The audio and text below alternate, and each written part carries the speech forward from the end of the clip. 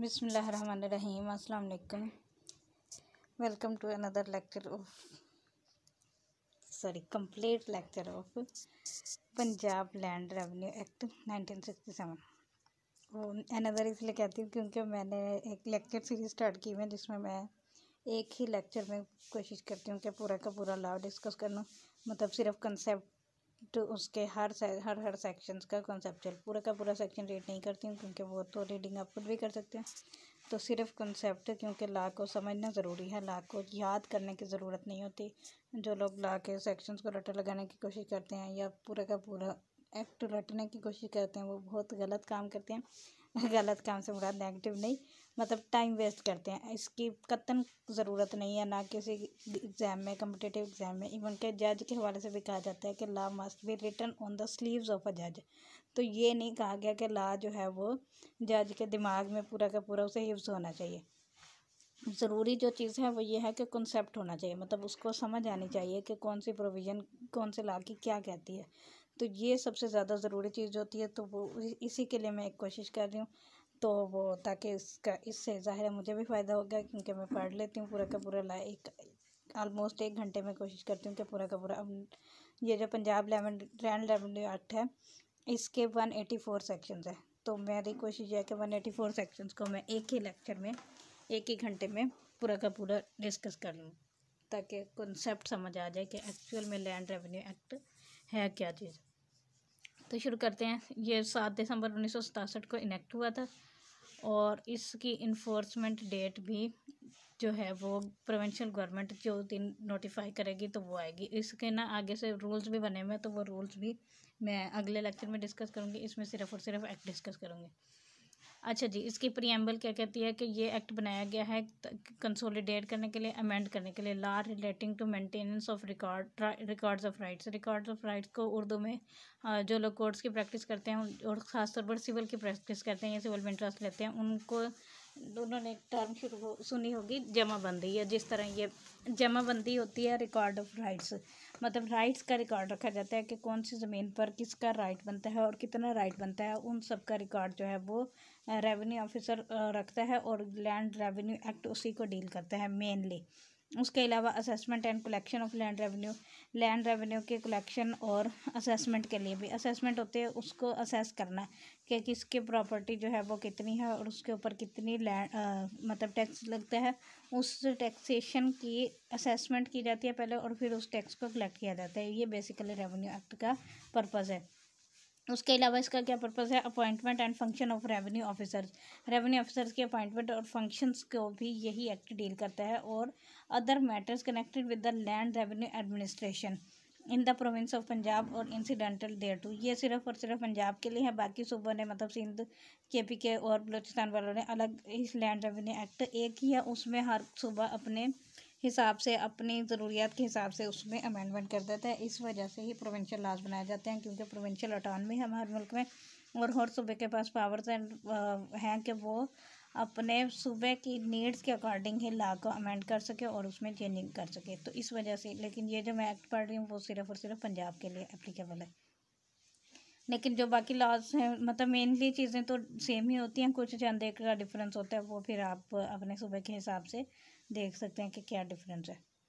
अच्छा जी, short title preliminary जो है सेक्शन 1, इसके सेक्शन है। Section 1 short title extended commencement, जो कि जनरली हर लॉ का सेक्शन 1 यही कहता है। ये एक्ट जो पंजाब लैंड रेवेन्यू एक्ट 1967 का बनाया गया था और ये पूरे पंजाब पर एप्लीकेबल है सिवाय ट्राइबल एरियाज़ के, जबकि अब तो ट्राइबल एरियाज़ भी ख़त्म हो गए और वो जो है मतलब पूरे पंजाब पर ही एप्लीकेबल है, क्योंकि वो मर्ज हो गए हैं KP के में, तो लिहाजा इसलिए इसकी एप्लीकेबिलिटी पूरे पंजाब पर ही है।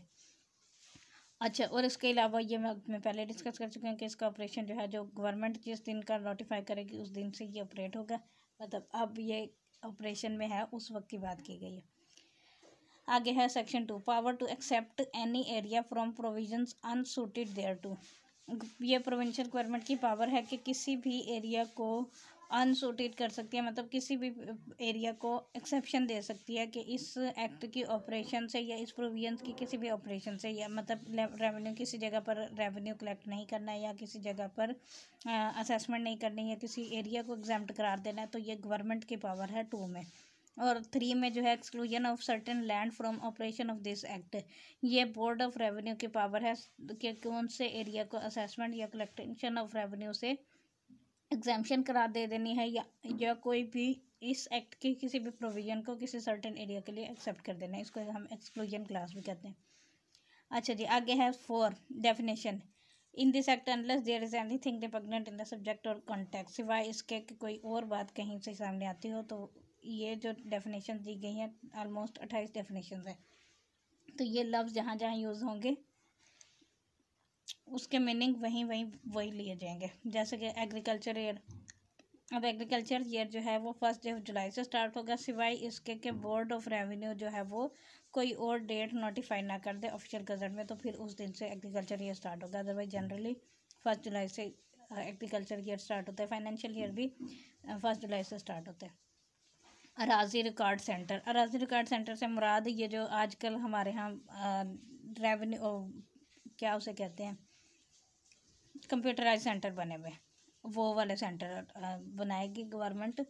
और ये section 2 of the Punjab land records authority act 2017 के तहत, तो मतलब वो जो है ना पूरा का पूरा रिकॉर्ड जो पूरे सूबे में जितनी ज़मीन है और वो ज़मीन का मालिक कौन है, काश्त कैसे होती है, कौन करता है, किस तरह, वो पूरा का पूरा रिकॉर्ड जो है वो गवर्नमेंट अपने पास मेंटेन करती है। और उसके लिए एक अराजी रिकॉर्ड सेंटर बनाए जाते हैं, और आजकल वही अराजी रिकॉर्ड सेंटर कंप्यूटराइज सेंटर में कन्वर्ट हो चुके हैं।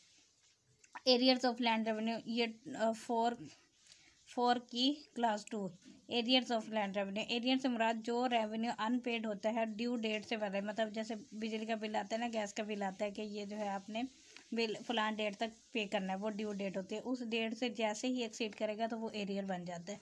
तो वो इसी तरह लैंड रेवेन्यू के भी जब आपने रेवेन्यू जो है वो टैक्सेशन है वो पे करना होता है, तो वो जो डेट होती है पे करने की, उस डेट को आपने पे कर दिया तो वो ठीक है, लेकिन जैसे ही उससे एक्सीड करेंगे तो वो एरियर बन जाएगा।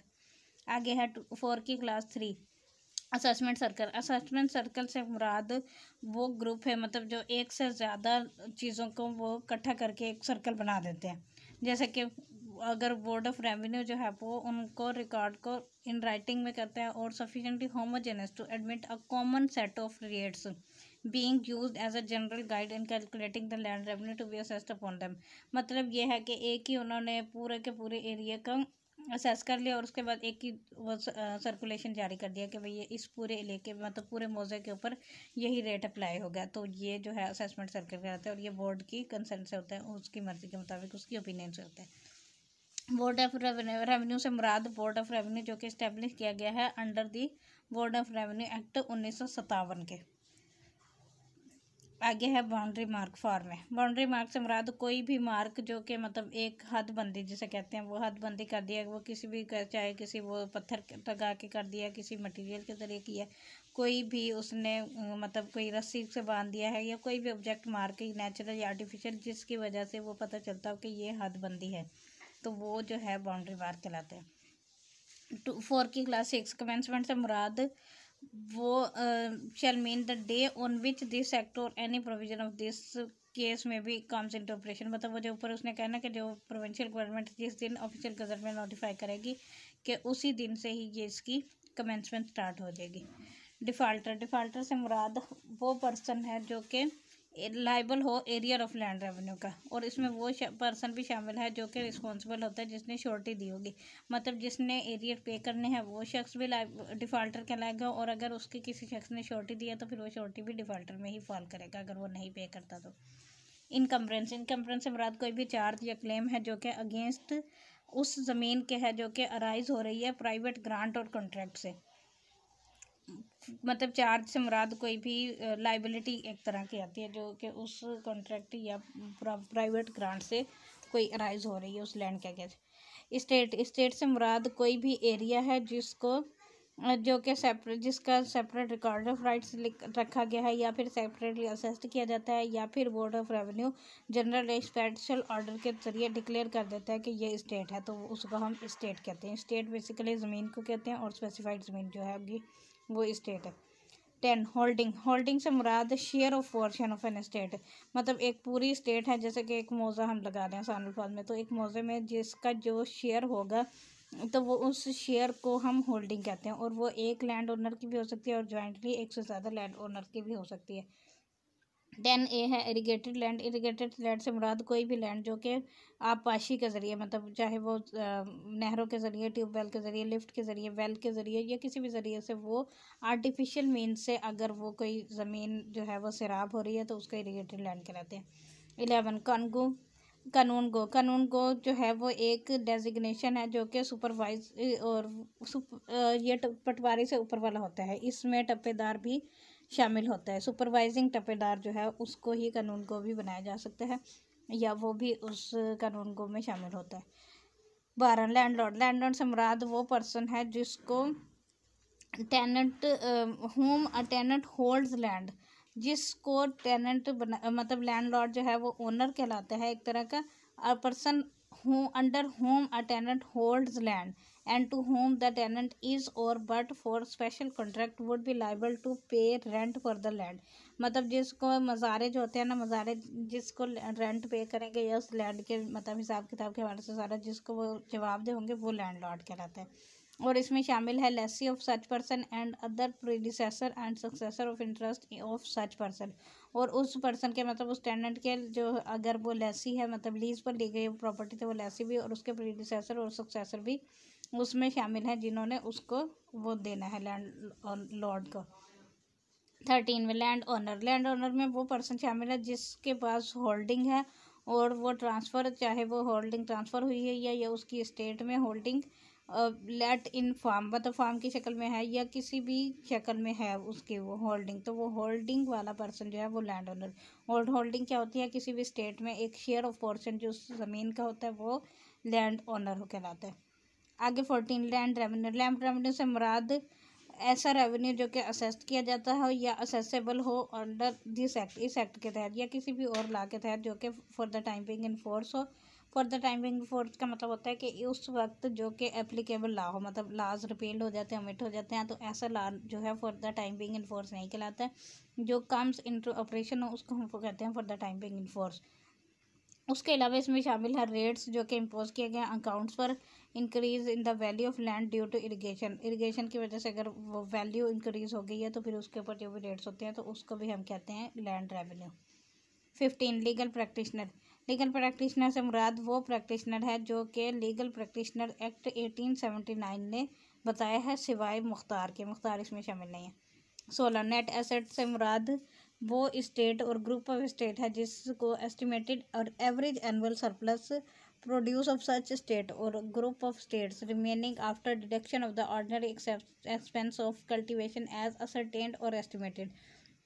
जो कल्टीवेशन के एक्सपेंस होते हैं ना उसको, जैसे हम वो बिजनेस एक्सपेंसेस सारे माइनस करने के बाद नेट इनकम निकालते हैं, इसी तरह कल्टीवेशन एक्सपेंसेस सारे निकालने के बाद नेट एसेट्स बनते हैं। अब कल्टीवेशन एक्सपेंसेस क्या होते हैं? मतलब वाटर रेट्स, जैसे पानी का bill, maintenance of means of irrigation, आप पाशी को मेंटेन करने के लिए जो उसके ज़राए यूज़ होते हैं, उसके अलावा maintenance of embankments, supply of seeds, खुराक के मतलब जितनी भी चीज़ें उसके ऊपर यूज़ होती हैं हार्वेस्ट करने के लिए, और जो है कंसेशन और cost of collection of rent collect करने के लिए, allowance of shortage of collecting rent, ये सारी की सारी चीज़ें जिसमें लिखी गई हैं वो जो कहलाती माइनस करने के बाद, मतलब उस पर जितना भी खर्चा हुआ है हार्वेस्ट पे, कल्टीवेशन के लिए मतलब फसलों की बीज बोने के लिए, उसके ऊपर खाद के लिए, उसके ऊपर मजदूरी का खर्चा, और वो जितना भी सारा का सारा उसके ऊपर प्रोसेस करने में जो खर्च होता है वो सारा खर्च माइनस करने के बाद जो बचता है ना उसको हम कहते हैं नेट एसेट। अच्छा जी, आगे है पटवारी। पटवारी से मुराद वो पटवारी में इंक्लूड है टप्पेदार और स्पेशल एडिशनल टप्पेदार भी। अब पटवारी जो ये रिकॉर्ड रखता है, पटवारी एक आम टर्म है जो कि हर किसी को मालूम होती है। 18 पे with its grammatical variations and cognitive expression includes when used with reference to rent, deliver and render with the grammatical variations and cognate expression। पे से मुराद मतलब पे होती है जो कि अमाउंट रेंट की जो पे करनी होती है या देनी होती है, डिलीवर करनी होती है या देनी होती है। 19 prescribe means prescribe by rules made under this act. Prescribe से मुराद वो रूल्स हैं जो कि इस एक्ट के तहत बने हैं, वो मैं अगले लेक्चर में रूल सारे करेंगे। 72 रूल्स हैं और उन सबको नेक्स्ट लेक्चर में डिस्कस करेंगे इंशाल्लाह। 20 rates and cesses means rates and cesses which are primarily payable by land owners. जो लैंड ओनर ने पे करने हैं वो रेट्स होते हैं और वो सेसेस कहते हैं जो टैक्स को। टैक्स जो लेविएबल होते हैं वो लैंड ओनर के ज़िम्मे होते हैं, वो टेनेंट ने पे नहीं करने होते। और उसमें ये मज़ीद और भी बहुत सारी चीज़ें शामिल हैं। 21 रेंट। रेंट से मुराद whatever is payable to a landlord in money or kind by a tenant on account of the use or occupation of land held by him, but shall not include any cess or other contribution or due to any fee personal service. अगर कोई personal service है या cess है तो वो उसने पे नहीं करना। उसके अलावा जो उसने रेंट पे करना है लैंड लॉर्ड का, तो वो उसका रेंट होता है। मतलब एक सर्टेन अमाउंट सेट कर दी जाती है कि इतने 1 साल के लिए इतनी अमाउंट, जैसे फॉर एग्जांपल हम कह देते हैं 1 साल के लिए 1 लाख रुपए रेंट पे करना है उसने, तो वो रेंट ही सिर्फ उसकी जिम्मेदारी है, बाकी कोई भी चीज़ उसकी जिम्मेदारी नहीं होती टेनेंट की। और इसने वो लैंड लॉर्ड का पे करना होता है। 22 revenue court means a court constituted as such under the law relating to tenancy in force for the time being। for the time being in force जो भी कोर्ट्स कॉन्स्टिट्यूट किए जाएंगे रेवेन्यू के हवाले से, उसको रेवेन्यू कोर्ट कहते हैं। रेवेन्यू कोर्ट्स अलग से बनी होती हैं, हमारे यहाँ भी मौजूद है अभी। 23 revenue officer means revenue officer having authority under this act to discharge the functions of revenue officer. आगे 24 में survey mark means any mark set up by the department of survey of Pakistan. जो सर्वे डिपार्टमेंट मार्क लगाएगा वो सर्वे mark हो जाएगा। 25 सर्वे number और khasra number means a portion of land which the area is separately entered under an indicative number in the record of rights.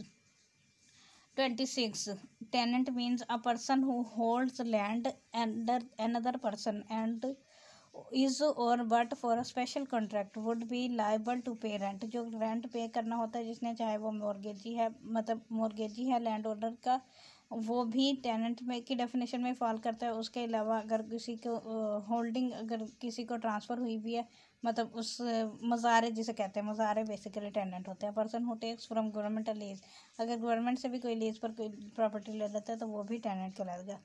27 tenancy means a parcel of land held by a tenant under one lease और one set of conditions, उसको हम tenancy कहते हैं, मतलब किराएदारी जिसे कहते हैं आसान अल्फाज में। 27 है अनइरिगेटेड लैंड, जो कि आर्टिफिशियल मीन से नहीं होगी, नेचुरल मीन से, चाहे वो फ्लड्स हैं, हील टोरेंट्स हैं, या फिर अनकल्टिवेटेबल वेस्ट लैंड है, तो वो वेस्ट मतलब अगर कोई बारिशों की वजह से या तो फ्लड्स वगैरह की वजह से अगर कोई ज़मीन ख़राब होती है तो वो अनइरिगेटेड लैंड कहलाती है। और उसके अलावा बंजर ज़मीन भी अनइरिगेटेड लैंड कहलाती है।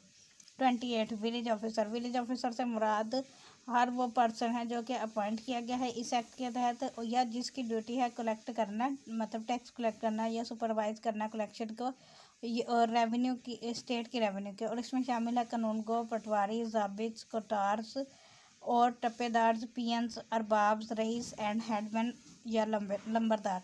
ये सारे के सारे डेजिग्नेशन हैं जो कि रेवेन्यू डिपार्टमेंट में ये मतलब लो लेवल से स्टार्ट होते हैं, तो उन वो सब शामिल हैं विलेज ऑफिसर में।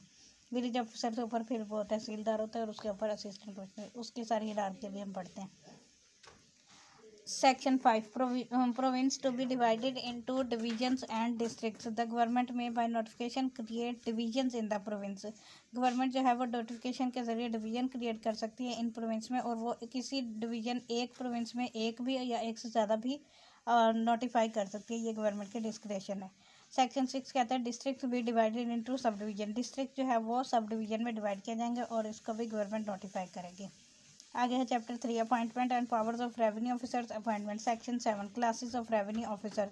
सबसे पहले बोर्ड ऑफ रेवेन्यू होता है, उसके बाद कमिश्नर होता है, फिर कलेक्टर होता है, फिर असिस्टेंट कमिश्नर होता है, फिर assistant collector of the first grade होता है, और फिर assistant collector of the second grade होता है। Section 8 appointment of commissioner and collectors. Government जो है वो अपॉइंट करेगी कमिश्नर को, डिवीजन और कलेक्टर ऑफ अ डिस्ट्रिक्ट को। 9 एडिशनल, अब गवर्नमेंट से मुराद गवर्नमेंट ऑफ पंजाब जो हम ऊपर शुरू में पढ़ रहे हैं। 9 additional commissioner and additional collectors. Additional commissioner और एडिशनल कलेक्टर्स, गवर्नमेंट जो है वो अपॉइंट करेगी additional commissioner of a division को, या फिर वो जो who shall subject to general control of the commissioner, और वो कमिश्नर के कंट्रोल, मतलब जो हिरार्की है ना वो उसी तरह उसके कंट्रोल में होती है और गवर्नमेंट अपॉइंट करती है उनको। 10 assistant commissioner and assistant collector.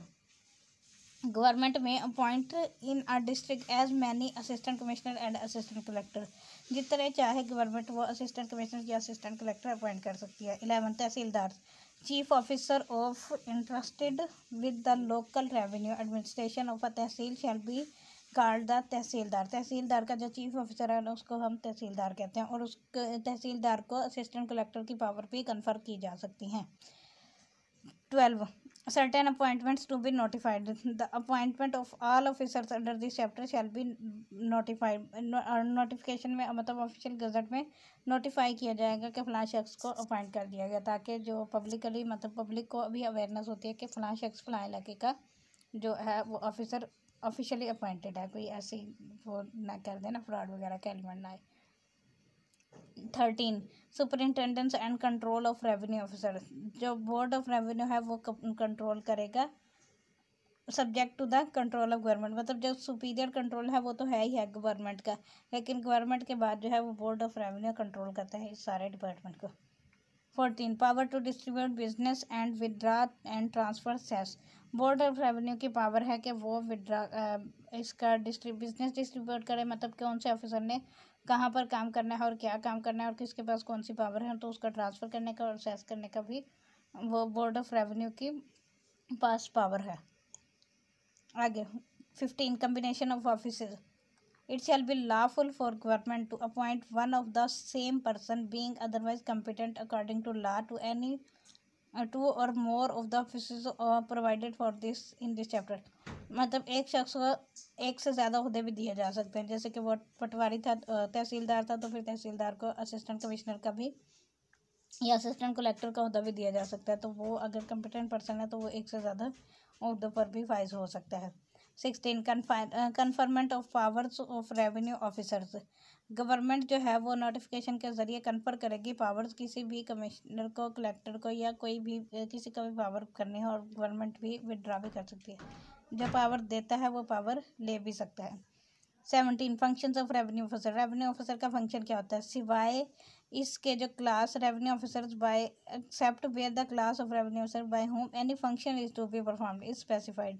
अगर तो कोई जगह पर किसी रेवेन्यू ऑफिसर के अपॉइंटमेंट के मतलब फंक्शन के हवाले से कोई बात बता दी गई कि उसने ये फंक्शन परफॉर्म करना है, तो फिर तो वही फंक्शन वो परफॉर्म करेगा। सिवाय इसके बोर्ड ऑफ रेवेन्यू में by notification determine the functions to be performed under this act by the class of revenue officer. अगर किसी का कोई फंक्शन नहीं बताया गया तो फिर बोर्ड ऑफ रेवेन्यू बताएगा। Section 18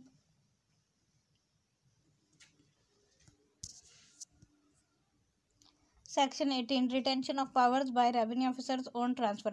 When a revenue officer of any class who has, under the provisions of this act, any power to be exercised in any local area is transferred from that local area to another as a revenue officer of the same as higher class, he shall continue to exercise those powers in the local area unless government to the board of revenue, as the case may be, otherwise direct has directed। मतलब अगर जब तक उसको वो power दी जाएगी तो तब तक रिटेन करेगा, अगर उसका ट्रांसफ़र हो जाता है तो फिर जहाँ पर जिस डिपार्टमेंट में जिस जगह ट्रांसफ़र होगा फिर वो वाली पावर एक्सरसाइज करेगा। Chapter 4 procedure of revenue officer. Section 19 subordination of revenue officers in official acts and proceedings. A revenue officer shall, in the absence of express provision of law contrary, be subject to place, time and manner performing his function to the direction and control of the officer to whom he is subordinate। मतलब वो जो commissioner है तो वो commissioner के under assistant collector है तो वो कमिश्नर का सबॉर्डिनेट हो गया। इसी तरह वो जो हिरार्की है तो वो सारे एक दूसरे के सबॉर्डिनेट होते हैं। 20. Powers to make rules as to procedure. Board of revenue के पास पावर है लेकिन वो प्रीवियस अप्रूवल लेगी गवर्नमेंट का, फिर रूल बनाएगी और वह इनकन्सिस्टेंट नहीं होने चाहिए इस एक्ट के, और इसके अकॉर्डेंस में रूल्स बनाए जाएंगे। 21. Person by home appearance and application way be made before and revenue officers. Appearance before revenue officer और एप्लीकेशन जो है इस एक्ट के तहत जो भी दी जाएंगी वो अंडर दिस एक्ट में मेड डन पार्टीज खुद भी दे सकती हैं, उसके अथोराइज एजेंट भी दे सकते हैं या फिर लीगल प्रैक्टिशनर भी दे सकते हैं। 22. Powers of revenue officer to summon person to give evidence and produce documents. Government revenue officer की पावर होती है कि वो समन कर सके किसी भी पर्सन का, मतलब बुलाने के लिए डॉक्यूमेंट्स भी वो प्रोड्यूस करवा सकता है अपने बिजनेस को चलाने के लिए। इसके लिए वो सीपीसी का सारा प्रोसीजर अप्लाई होगा। और सेक्शन 132 133 जो पावर रेवेन्यू ऑफिसर को दी जाती है सीपीसी ने, तो उसके तहत वो पूरा का पूरा प्रोसीजर सीपीसी वाला अडॉप्ट कर सकता है, लेकिन revenue officer. Section 23 summons to be in writing signed and seal. Summon जो है वो राइटिंग में होना चाहिए, साइन देगा, और अगर उसकी कोई सील है तो वो सील भी मतलब मोहर भी लगाएगा उसके ऊपर। सेक्शन 24 मोड ऑफ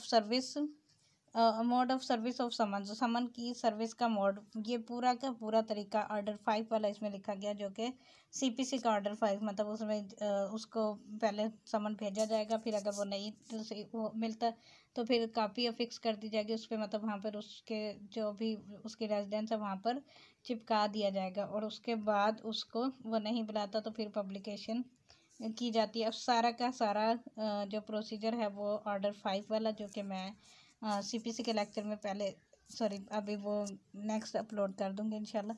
तो वो पूरा का पूरा ऑर्डर 5 वाला डिटेल लेक्चर उसमें आप सुन लीजिएगा। तो यहाँ पर जो है ये आधा घंटा तकरीबन हो गया, मैंने 1 घंटे में इसको कवर करना है, तो इसलिए मैं डिटेल में नहीं पढ़ी, लेकिन ऑलमोस्ट वही का वही तरीका सेम इसमें भी अडॉप्ट किया जाएगा सीपीसी वाला। 25 mode of service of notice, order और प्रोक्लेमेशन और कॉपी ऑफ देयर ऑफ। इसका मोड भी वही होता है जो सीपीसी वाला मोड है, उसमें उसने यही बताया कि वो जो है सर्विस ऑफ समन जो करवाई जाएगी वो 24 आवर्स में करवा सकता है, और नोटिस किया जाएगा प्रोक्लेमेशन के लिए वो कॉपी देयर ऑफ उसमें चिपका दी जाएगी, और अगर वो shall be deem to void of any error in the name of designation, अगर उसमें कोई एरर किया गया तो फिर वो वाइड करार दे दिया जाएगा, सिवाय इसके कि वो एरर जो है सब्सटेंशियल जस्टिस को इन्फ्रिंज नहीं करता, मतलब उससे जस्टिस को कोई खतरा नहीं होता, तो फिर ऐसा एरर का एप्लीकेबल होता है, तो फिर कोई इशू नहीं होता। 26 मोड ऑफ मेकिंग प्रोक्लेमेशन। अब प्रोक्लेमेशन जो है वो पब्लिकेशन इन न्यूज़पेपर में होती है, जो कि कस्टमरी रूल जिस तरह से मेथड चलता आ रहा है वो यही है कि अखबार में इश्तिहार दिया जाता है, और वो फिर उसके दरवाजे पर या जहाँ पर भी उसकी रेजिडेंस है वहाँ पर चिपका कर दिया जाता है, अगर वो नहीं आ रहा या वो नोटिस वसूल नहीं कर रहा समझ। 27 inquiries under the act to be deemed judicial proceeding. इस एक्ट के तहत जितनी भी इंक्वायरीज की जाएंगी उन सारी की सारी इंक्वायरीज को जुडिशियल प्रोसीडिंग कहा जाता है, मतलब ये जो रेवेन्यू ऑफिसर है उसके पास जज की सारी पावर्स मौजूद है, सिविल जज की। 28 लेकिन सिविल जज जो है वो रेवेन्यू ऑफिसर नहीं होता, रेवेन्यू ऑफिसर रेवेन्यू कोर्ट अलग से बनाई जाती हैं, तो वो सारे के सारे उसके पास पावर्स होती हैं, मतलब ये क्वासी जुडिशियल ओहदा परफॉर्म करता है revenue officer. 28 language of revenue officers. Revenue officers की लैंग्वेज जो है वो ऑर्डिनरी होगी, जो कि स्पेसिफाइड की गई होगी प्रोविंस के, मतलब अगर प्रोविंस पंजाब में पंजाबी को वो करार दे दिया जाए ऑफिशियल लैंग्वेज तो फिर पंजाबी ही चलेगी, अगर नहीं दिया जाता तो फिर वो जो कॉमन लैंग्वेज है, मतलब जो कि हमारी फेडरल लैंग्वेज भी है इंग्लिश और फिर Urdu. 29 arrest of defaulter to be made upon warrant. Warrant भी वो इशू कर सकता है डिफाल्टर को अरेस्ट करने के लिए, कौन? Revenue officer. 30 power of revenue officer to enter upon any lands or premises for purpose of measurement. Measurement के हवाले से रेवेन्यू ऑफिसर जो है किसी भी लैंड या प्रेमिसेस को उसके पास पावर है कि वो उसको मेजर कर बाउंड्री मार्क लगा सकता है, बाउंड्री डिटरमिन कर सकता है, और सॉइल की क्लासिफिकेशन को चेक कर सकता है, असेसमेंट कर सकता है, डीमार्केशन कर सकता है मेजरमेंट को, और इंस्पेक्शन कर सकता है, फिक्सेशन कर सकता है, बहुत सारी पावर्स उसकी रेवेन्यू ऑफिसर के पास मौजूद हैं इस लॉ के तहत। 31 place of sitting. Revenue officer जो है सिवाय असिस्टेंट कलेक्टर के जो कि फर्स्ट ग्रेड का हो, अब वो अपनी पावर एक्सरसाइज कर सकता है किसी भी जगह पर जो कि उसकी जुरिस्डिक्शन के अंदर मौजूद होती हैं पावर। असिस्टेंट कलेक्टर जो फर्स्ट ग्रेड है वो एक्सरसाइज पावर करता है किसी भी प्लेस पर डिस्ट्रिक्ट के अंदर जो भी उसको डिस्ट्रिक्ट एम्प्लॉयड किया जाता है, मतलब अगर मुल्तान डिस्ट्रिक्ट है तो मुल्तान डिस्ट्रिक्ट पूरे के पूरे में वो कहीं पर भी जाकर अपनी पावर्स ये सारे जो ऊपर बताई गए एक्सरसाइज कर सकते हैं, मतलब डीमार्केशन, बाउंड्री मार्क, सॉइल के असेसमेंट या फिक्सेशन, ये कुछ भी वो जितनी पावर्स है वो सारी की सारी एक्सरसाइज कर सकता है किसी भी प्रॉपर्टी के ऊपर। 32 proceedings be held on holidays. Proceedings अगर उसने हॉलीडे वाले दिन मतलब छुट्टी वाले दिन कोई भी प्रोसीडिंग कर लिया रेवेन्यू ऑफिसर ने तो फिर वो वैलिड करार दी जाएंगे, उसे ये नहीं कहा जा सकता कि भाई उसने छुट्टी वाले दिन किए हैं तो लिहाजा वो इनवैलिड है, ऐसा नहीं होता। Section 33 seals. गवर्नमेंट जो है from time to time notification में प्रिस्क्राइब करेगी रेवेन्यू ऑफिसर्स की सील, तो वो जो है वो उस सील को यूज़ करेगा। 34 कॉस्ट। रेवेन्यू ऑफिसर जो है वो एक पोर्शन ऑफ कॉस्ट जो प्रोसीडिंग का of any proceeding under this act in any manner he thinks fit provide provided that if he orders that the cost of any such proceeding shall not follow the event, he shall record his reasons for the order. तो फिर वो अगर वो नहीं करता उसको follow तो फिर वो रीज़न रिकॉर्ड करेगा. 35 पेनल्टी. अगर कोई शख्स रिक्वायर्ड है समन के ज़रिए कि वो नोटिस समन या नोटिस के ज़रिए या फिर ऑर्डर ऑफ प्रोक्लेमेशन के ज़रिए कि वो अटेंड करे रेवेन्यू ऑफिसर को, लेकिन वो मतलब उस टाइम और उस प्लेस पर वो नहीं आता है, तो फिर उसको पेनल्टी दी जा सकती है 500 रुपीज़ तक की. Chapter 5 village officer. 36 rules regulating appointments ETC of village officer. Village officer की अपॉइंटमेंट के हवाले से जो रूल्स है वो गवर्नमेंट बोर्ड ऑफ रेवेन्यू बनाएगा, लेकिन गवर्नमेंट की अप्रूवल के बाद. और वो रूल्स किस हवाले से होंगे? अपॉइंटमेंट के हवाले से, ड्यूटीज़ के हवाले से, emoluments, punishment, suspension, removal of village officer के हवाले से. Section 37 village officer cess.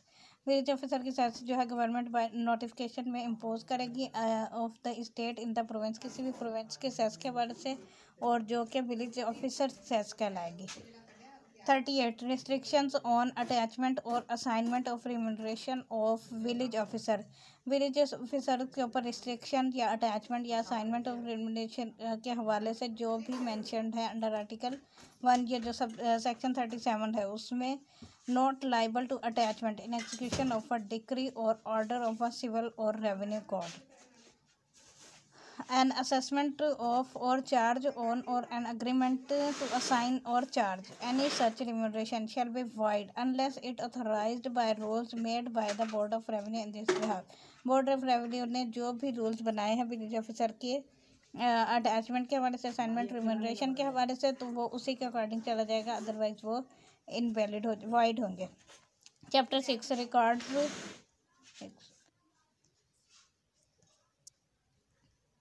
अच्छा जी, रिकॉर्ड ऑफ राइट्स. ये मोस्ट इम्पोर्टेंट चैप्टर है लैंड रेवेन्यू एक्ट का. Section 39 record of rights and documents included therein. Record of rights में कौन कौन से डॉक्यूमेंट शामिल हैं, मतलब किसको हम रिकॉर्ड ऑफ राइट्स कहते हैं? जो कि रिकॉर्ड ऑफ राइट्स में statement showing so far as may be practicable.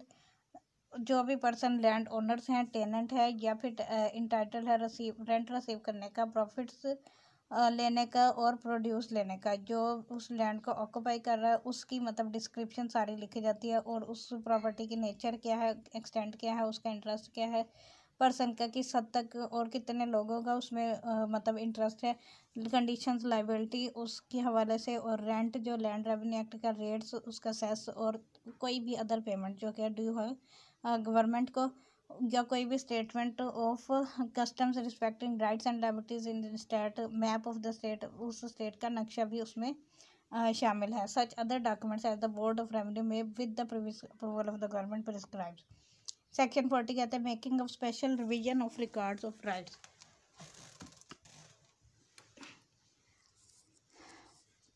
Making of special revision of record of rights.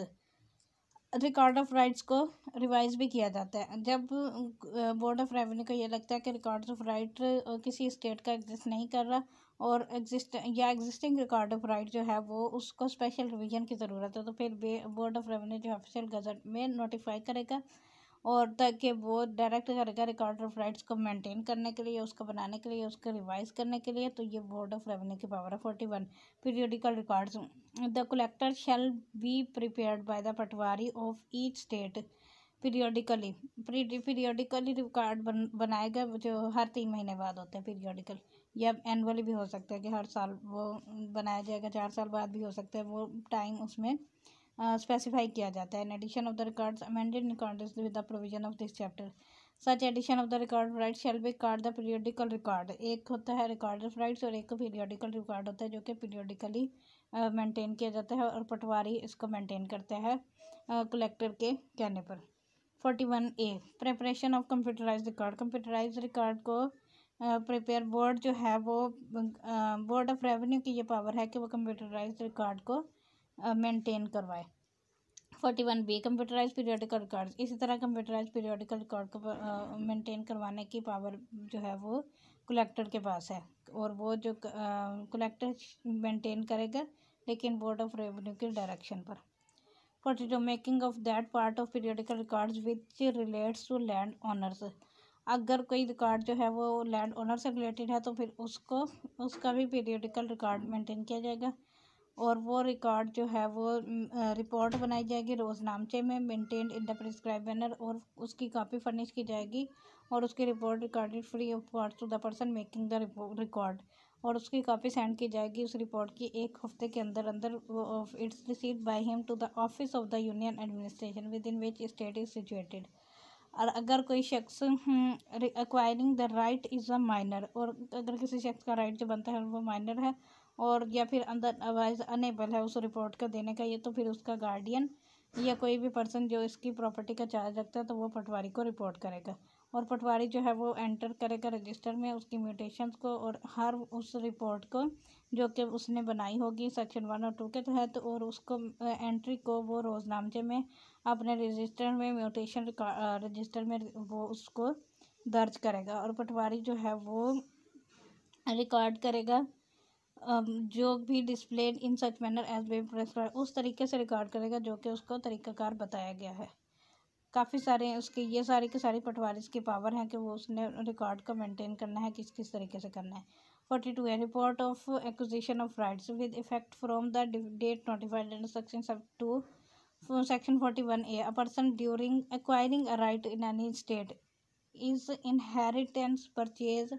अगर कोई शख्स कोई राइट एक्वायर करता है वो किसी इनहेरिटेंस के ज़रिए, परचेज के ज़रिए, मॉर्गेज के ज़रिए या गिफ्ट के ज़रिए या किसी भी तरीके से, तो वो फिर as a land owner or a tenant for a term exceeding 1 year shall within 3 months from the date of the acquisition report the acquisition of the rights to the Araji record centre. Araji record centre में वो report करवाएगा कि मैंने ये property ख़रीदी है या फिर टेनेंसी पे ली है।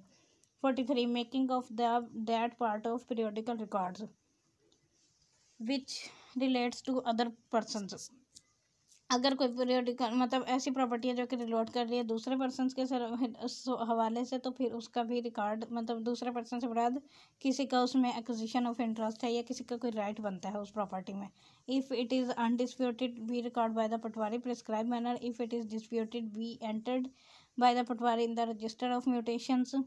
और अगर वो एक्वायर है interest in land other than right refer to section 1 of section 42A the patwari shall record the interest and record the अराजी सेंटर में रिकॉर्ड करवाएगा और प्रिस्क्राइब मैनर के मुताबिक रिकॉर्ड किया जाएगा। वो 44 डिटर्मिनेशन ऑफ डिस्प्यूट का डिटर्मिन कैसे किया जाएगा। अगर ड्यूरिंग द मेकिंग रिवीजन और preparation of any record the course of any inquiry under this chapter a dispute arises to any matter which an entry is to be made in a record or register of mutation record revenue officer may of his own motion revenue officer खुद अपने own motion भी मतलब खुद से भी वो उसके ऊपर एक्शन ले सकता है, और ऑन द एप्लीकेशन या फिर पार्टी कोई भी जो इंटरेस्टेड है वो एप्लीकेशन दे सकती है कि उस डिस्प्यूट को सेटल करने के हवाले से, तो फिर वो रेवेन्यू ऑफिसर जो है वो उसको सेटिस्फाइड करेगी दोनों पार्टीज़, मतलब वो दोनों पार्टीज़ को बुलाएगा और उनसे डिस्प्यूट के हवाले से वो जो है इंक्वायरी करेगा, और वो पूरा प्रोसीजर जो रेवेन्यू ऑफिसर का कोर्ट के ऊपर दिया गया वो फॉलो किया जाएगा। 45 restriction on variations of entries in record of rights or in a periodical record except entries made in periodical records with respect to undisputed acquisition of interest under section 43 shall not be varied in subsequent records otherwise than by making entries in accordance with the facts proved or admitted to have occurred, making such entries as are agreed by all the parties interested therein or supported by a decree or order binding on the parties, and making new maps where it is necessary to make them। 46 mutation fees. Mutation की fees कितनी होती है जी, वो board of revenue fix करेगा कि किसकी कौन सी state की कितनी फ़ीस है, वो from time to time change होती रहती है। 47 obligation to furnish information necessary for the preparation of records. Obligation to furnish information necessary for the preparation of records को प्रिपेयर करने के लिए नेसेसरी इंफॉर्मेशन फर्निश की जाएगी। कौन करेगा? जिसका कोई राइट बनता है, किसी का इंटरेस्ट है, किसी की लाइबिलिटी है, या किसी को कोई प्रॉपर्टी रिक्वायर्ड है or have been entered in any record of register under this chapter shall be bound to the requisition of any revenue party engage in compiling or revising the record registrar furnish produce for instruction. ये जो आप फ़र्द मलकियत या फिर वो जो है जमाबंदी या कोई भी रिकॉर्ड पटवारी से लेने के लिए जाते हैं तो ये सेक्शन 47 उसको बाउंड करते हैं कि वो आपको वो इंफॉर्मेशन प्रोवाइड करे किसी भी प्रॉपर्टी की वजह से कोई भी रिकॉर्ड जो अगर उसमें दर्ज है। इसी तरह वो राज्य सेंटर में भी अब आजकल तो वो कोई भी ले सकता है। बहुत सारे लोगों को पता नहीं आता, वो लोग समझते हैं कि हम अगर कोई प्रॉपर्टी का ओनर है तो फिर वो ले सकता है, या कोई प्रॉपर्टी खरीदने वाला है तो वो इंफॉर्मेशन ले सकते हैं, मतलब फ़र्द मलकियत निकलवा सकते हैं। ऐसा नहीं होता, हर किसी के पास जिसका भी कोई राइट बनता है, ये जिसका कोई इंटरेस्ट है, कोई लायबिलिटी, अब कोई ऐसे ही तो किसी की प्रॉपर्टी देखना नहीं जाएगा, ज़ाहिर है उसका कोई ना कोई इंटरेस्ट होता है। तो फिर वो जो पब्लिक रिकॉर्ड है तो पब्लिक रिकॉर्ड की कॉपी या उसकी इन्फॉर्मेशन आपको मिल सकती है 47 के तहत। 48 penalty subject to subsection 2 a person who neglects to make within 3 months from the date of his acquisition of rights। वो जो ऊपर बताई गई थी कि अगर कोई शख्स प्रॉपर्टी कोई लेता है, चाहे वो लीज पर लेता है या खरीद करता है, तो उसने 3 महीने के अंदर अंदर उसको बताना होता है, रिपोर्ट देनी होती है। अगर वो नहीं बताएगा तो फिर उसको पेनल्टी लगा सकता है कलेक्टर 500 रुपीज़ तक की। 49 section right of government in mines and minerals. Mines और मिनरल्स के हवाले से गवर्नमेंट का राइट क्या है कि वो जो सारी की सारी प्रॉपर्टी जो है वो गवर्नमेंट की ही कहलाती है, माइंस एंड मिनरल वाली। उसके अलावा ओनरलेस प्रॉपर्टी भी गवर्नमेंट की होती है, कॉन्स्टिट्यूशन ये कहता है आर्टिकल 172 में मेरे ख्याल से ownerless property belongs to government. 50 presumption as to ownership of forest quarries and waste land. Waste land जो होती है, जो क्वेरीज होती हैं या फॉरेस्ट होते हैं, उसकी ओनरशिप भी गवर्नमेंट के पास ही होती है। 51 compensation for infringement of rights of third parties in exercise of the right of government. अगर गवर्नमेंट का राइट एक्सरसाइज करने में कोई थर्ड पर्सन के राइट्स की इन्फ्रिंजमेंट होती है तो फिर उसको कंपनसेशन दी जाती है, और वो कंपनसेशन उसको दी जाएगी इन accordance with the provision of land acquisition act. मतलब अगर गवर्नमेंट को कोई प्रॉपर्टी रिक्वायर्ड होती है लैंड एक्विजिशन एक्ट के तहत तो फिर वो गवर्नमेंट वो प्रॉपर्टी उस शख्स से ले लेती है, लेकिन उसके अगेंस्ट उसको कंपनसेशन देती है, उसकी जो रिक्वायर्ड अमाउंट होती है, मतलब अप्रोप्रिएट अमाउंट वो दी जाती है। आगे है जी 52 presumption in favour of entries in records of rights and periodical records. कोई भी एंट्री जो कि रिकॉर्ड्स ऑफ राइट्स में की गई है या फिर पीरियोडिकल रिकॉर्ड्स ऑफ राइट्स में की गई है इस चैप्टर के तहत, वो उसको प्रिज्यूम किया जाता है कि वो ट्रू है, सिवाय इसके कि कोई उसको उस एंट्री को मतलब डिसप्रूव ना कर दे कि उसमें कोई गलती है, या कोई उसको चैलेंज आके कर दे तो फिर अलग बात है, अदरवाइज वो प्रूफ समझी जाती है, ट्रू समझी जाती है 52 के तहत। Section 53 suit for declaratory decrees by persons aggrieved by an entry in a record. Suit for declaratory degree by person, अगर कोई पर्सन जो है वो कंसिडर करता है अपने आप को अग्रीव्ड उस एंट्री से या उस पीरियोडिकल रिकॉर्ड ऑफ राइट से, तो पोजेशन से, तो वो इंस्टीट्यूट कर सकता है suit for declaration of his right under chapter 6 of the specific relief act 1877।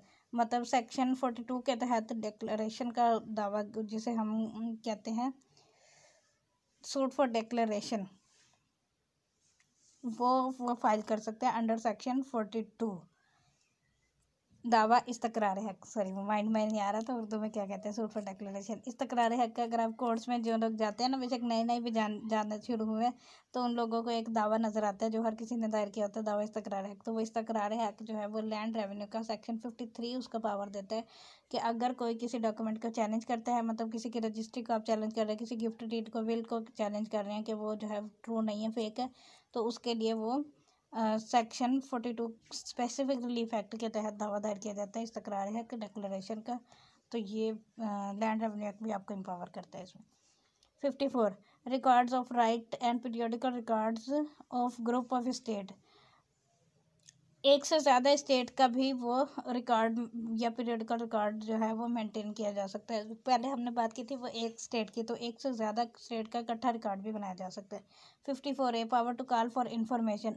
Board of revenue जो है वो नोटिफाई कर सकता है किसी भी लैंड ओनर को या किसी भी क्लास ऑफ लैंड ओनर को कि वो इंफॉर्मेशन फर्निश करे, मतलब उस प्रॉपर्टी के हवाले से कि वो किसके पास कितनी है और कौन उसका मुजारा है, कितनी काश्त हो रही है, वो सारी की सारी किसी भी हवाले से इंफॉर्मेशन लेने के लिए वो कर सकता है। 55 powers to make rules respecting records and other matters connected therewith। Board of revenue के पास पावर है कि वो रूल्स बनाए लैंग्वेज के हवाले से। रिकॉर्ड की लैंग्वेज मतलब वो इंग्लिश में लिखे जाएंगे या उर्दू में लिखे जाएंगे या कौन सी लैंग्वेज में लिखे जाएंगे, तो वो उसके हवाले से रजिस्टर के हवाले से कि कौन सा रजिस्टर जो है रजिस्टर को कैसे प्रिपेयर करना, साइन करना, टेस्ट करना, सर्वे के हवाले से और इंक्वायरी कंडक्ट करने के हवाले से भी पावर्स जो है वो बोर्ड ऑफ रेवेन्यू के पास है। 56 chapter 7 assessment.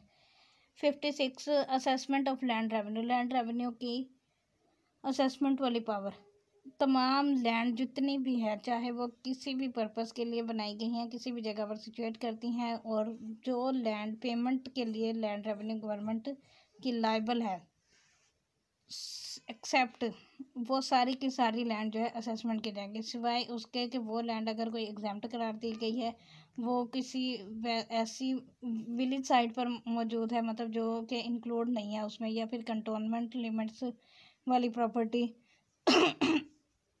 Sorry urban immovable property जो है वो भी असेस नहीं की जाती, मतलब वेस्ट और बैरन लैंड है उसका भी असेस करने की ज़रूरत नहीं है अगर वो कंटिन्यूसली 6 साल तक मतलब बंजर है तो। और उसके अलावा land revenue shall be assessed in cash, land revenue may be assessed और as a fixed annual charge payable in lump sum by instalment, तो वो भी एग्जाम्प्ट है। उसके अलावा कोई भी प्रिस्क्राइब्ड रेट है पर एकड़, सॉरी ये वो जो है ऊपर वाली क्लास 1 के हद तक सिर्फ एग्जाम्प्ट है, आगे अगली चीज़ आ रही है, वो सारी की सारी लैंड असेस की जाएंगी। और उसके अलावा लैंड रेवेन्यू जो है वो सेल असेस करेगा और वह इन कैश का भी असेस कर सकता है कैश में। और लैंड रेवेन्यू जो है वो में भी मतलब उसकी डिस्क्रिशन है कि वो असेस करे या ना करे असेसमेंट किसी भी प्रॉपर्टी को। और वो पूरे साल harvesting cultivated during any harvest offer during year, पूरे साल के अंदर अंदर कभी भी कर सकते हैं assessment. 56 A exemption of land revenue. Land revenue का exemption, notwithstanding anything to the contrary contained in this act, no landowner from Rabi 1982 to 83 shall be liable to pay land revenue or any rate or cess chargeable under the provision of this act if he owns irrigated land not exceeding 2.5 एकड़, मतलब 2.5 एकड़ अगर किसी के पास ज़मीन है 2.5 एकड़ से ज़्यादा नहीं है, मतलब 2.5 एकड़ से कम की ज़मीन है, 1 एकड़ है, 2 एकड़ है, 2 एकड़ है, तो वो इरिगेटेड लैंड है तो उसको एग्जाम्पशन हासिल है लैंड रेवेन्यू से, वो लैंड रेवेन्यू नहीं पे करेगा। और अगर अनइरिगेटेड लैंड जो कि नेचुरल मतलब समंदर से सॉरी बारिशों से या फ्लड वगैरह से कोई फसल उगाई है, कोई भी चीज़ है, तो वो फिर ज़मीन इस तरह की है और वो 5 एकड़ से ऊपर की नहीं है तो फिर उसके ऊपर लैंड रेवेन्यू नहीं है। उसके अलावा irrigated and unirrigated land that aggregate area which does not exceed 2.5 एकड़ of aggregated land as determined under section 70B के तहत जो एरिया डिटरमिन किया गया है उसके मुताबिक अगर 2.5 एकड़ मतलब दोनों कुछ हिस्सा ज़मीन का इरिगेटेड है और कुछ अनइरिगेटेड है लेकिन दोनों ही 2.5 एकड़ से ज़्यादा नहीं है तो उसके ऊपर भी लैंड रेवेन्यू नहीं है, ये एग्जाम्पशन हासिल है। 57 basis of assessment. The assessment of land revenue shall be based on an estimate of average money value of the gross produce of an estate or a group of estate in which the land concerned is situated. Such estate estimate shall be made in the prescribe manner, जो भी prescribe manner है मतलब rules में वो हम next lecture में discuss करेंगे तो वो उसके मुताबिक असेसमेंट की जाती है। 58 लिमिट ऑफ असेसमेंट। असेसमेंट की लिमिट क्या है कि लैंड रेवेन्यू जो है वो असेस करता है एक फिक्स्ड एनुअल चार्ज को अमाउंट देयर ऑफ और असेस जो है प्रिस्क्राइब रेट के मुताबिक असेस करेगा एवरेज अमाउंट जिसकी according to the estimate in writing provided approve by the government और या फिर बोर्ड ऑफ रेवेन्यू जो उसको अप्रूव कर देगा जो कि लेविएबल है annually. or shall not in case of an assessment circle exceed 1/4 of the estimated money value of the net asset of such assessment circle. General assessment। 59 notification of intended reassessment and instructions as to principles of assessment। assessment of land revenue जो कि general में भी general और special, general भी हो सकती है और स्पेशल भी हो सकती है। जनरल असेसमेंट या फिर reassessment of the land revenue of the area shall not be undertaken without the previous sanction of the government and notification. In granting such sanction, government may give such instruction consist within the provisions of this act and the rules made there or under as it may deem fit. मतलब provincial government की direction के ऊपर ही वो assessment हो सकती है, general हो या special. 60 mode of determining assessment, assessment को डिटर्मिन करने का मोड क्या है। General assessment shall be made by revenue officer, revenue officer करेगा उसको, और उस असेसमेंट करने से पहले वो कमिश्नर से सैंक्शन लेगा या फिर बोर्ड ऑफ रेवेन्यू से कि वो असेसमेंट करना चाहता है किसी भी प्रॉपर्टी, किसी भी एरिया की।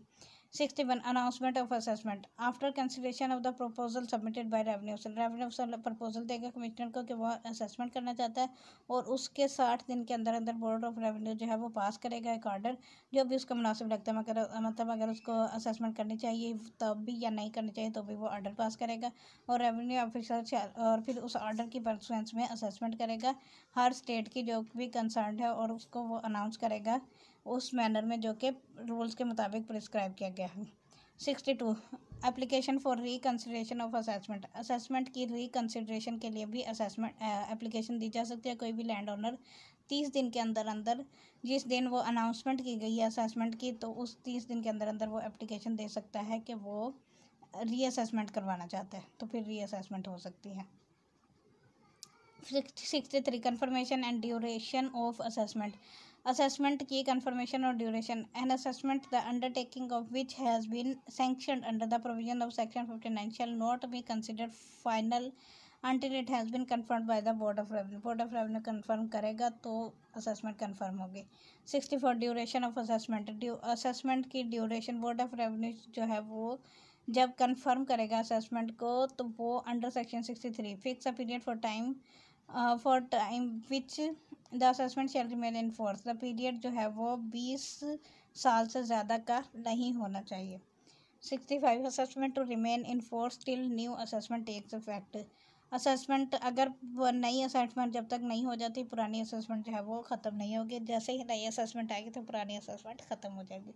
66 refusal to be liable for assessment and consequences thereof, किसी भी टाइम 90 दिन के अंदर अंदर जिस दिन अनाउंसमेंट हुई है असेसमेंट के लैंड ओनर या फिर एक से ज़्यादा लैंड ओनर जो इंडिविजुअल या कलेक्टिवली, मतलब एक अलग अलग बंदा या सारे इकट्ठे जो है वो more than half the sum may give notice to the revenue officer of refusal to liable for the assessment, अगर वो उससे अग्रीव्ड है, मतलब उन्हें लगता है कि जो रेवेन्यू ऑफिसर ने असेसमेंट की है वो दुरुस्त नहीं है, तो वो उसके रिफ्यूज़ल के हवाले से रेवेन्यू ऑफिसर को नोटिस दे सकते हैं कि भाई हम इसको नहीं मानते, तो फिर रीअसेसमेंट की एप्लीकेशन देंगे वो।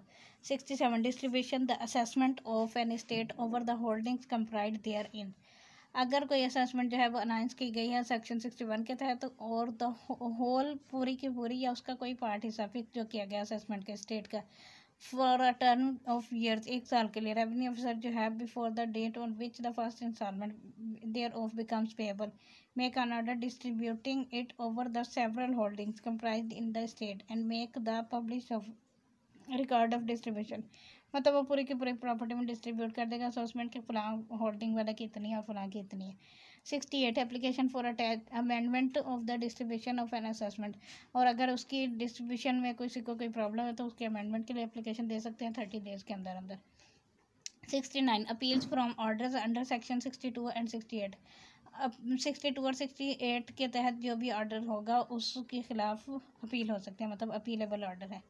70 special assessment, notwithstanding the provisions of section 64 65 special assessment may be made by the revenue officer in the following cases namely, जब वो प्रपोज करेगा चेंज ऑफ असेसमेंट का लीज या ग्रांट या कोई सोल्ड हुई है, तो ये सारे के सारे मामलात में वो असेसमेंट कर सकता है, स्पेशल असेसमेंट की जाएगी।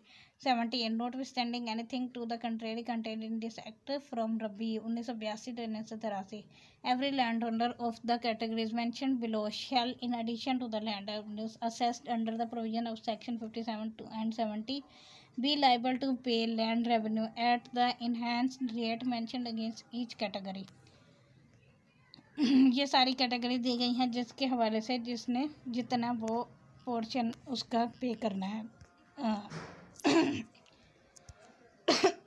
70 B determination of land ownership, land के ओनरशिप की डिटर्मिनेशन कैसे की जाएगी for the purpose of section 56 and 70 A, 1 एकड़ of irrigated land shall be reckoned as equivalent to 2 एकड़ ऑफ अनइरीगेटेड लैंड, मतलब जितनी इरीगेटेड लैंड होगी अनइरीगेटेड लैंड उससे डबल काउंट होगी। Land owner by land owner shall include a land owner with by him whether such land is situated wholly within the province or partly within any partly outside the province except the following land described in clause B, C and 4 of section 56 and share in Shamlat of village. The total area of Shamlat does not exceed 25 acre. Land owner shall include any person जिसको अगर कोई allottee है या कोई ग्रांटी है किसी भी scheme के तहत और वो अलाटमेंट या ग्रांट जो है वो मैच्योर हो गई या ओनरशिप में, तो वो या फिर मॉर्गेज है या फिर उसकी लैंड है जो कोई भी पोर्शन है या फिर permanent right of interest on the land है, तो वो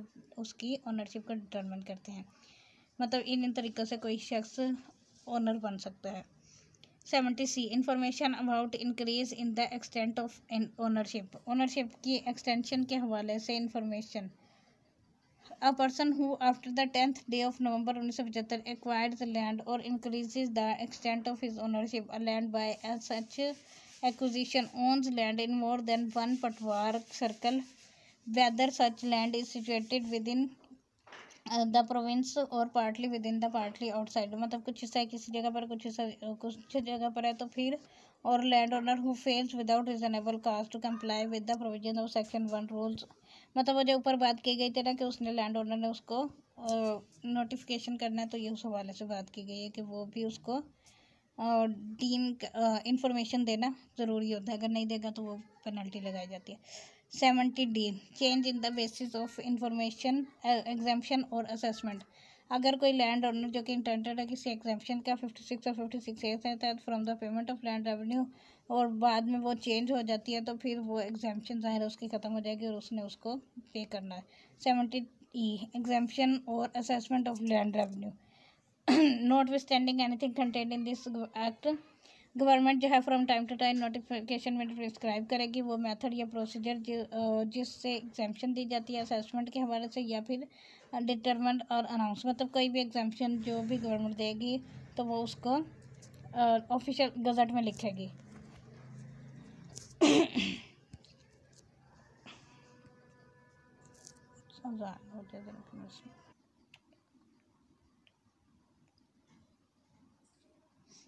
अच्छा जी। 70E एग्जाम्पशन और assessment of land revenue. Notwithstanding anything contained in this act, government may at any time by notification prescribe principles of method of procedure under which manner exemption या फिर assessment जो है वो की जाएगी। 71 पावर टू मेक रूल्स।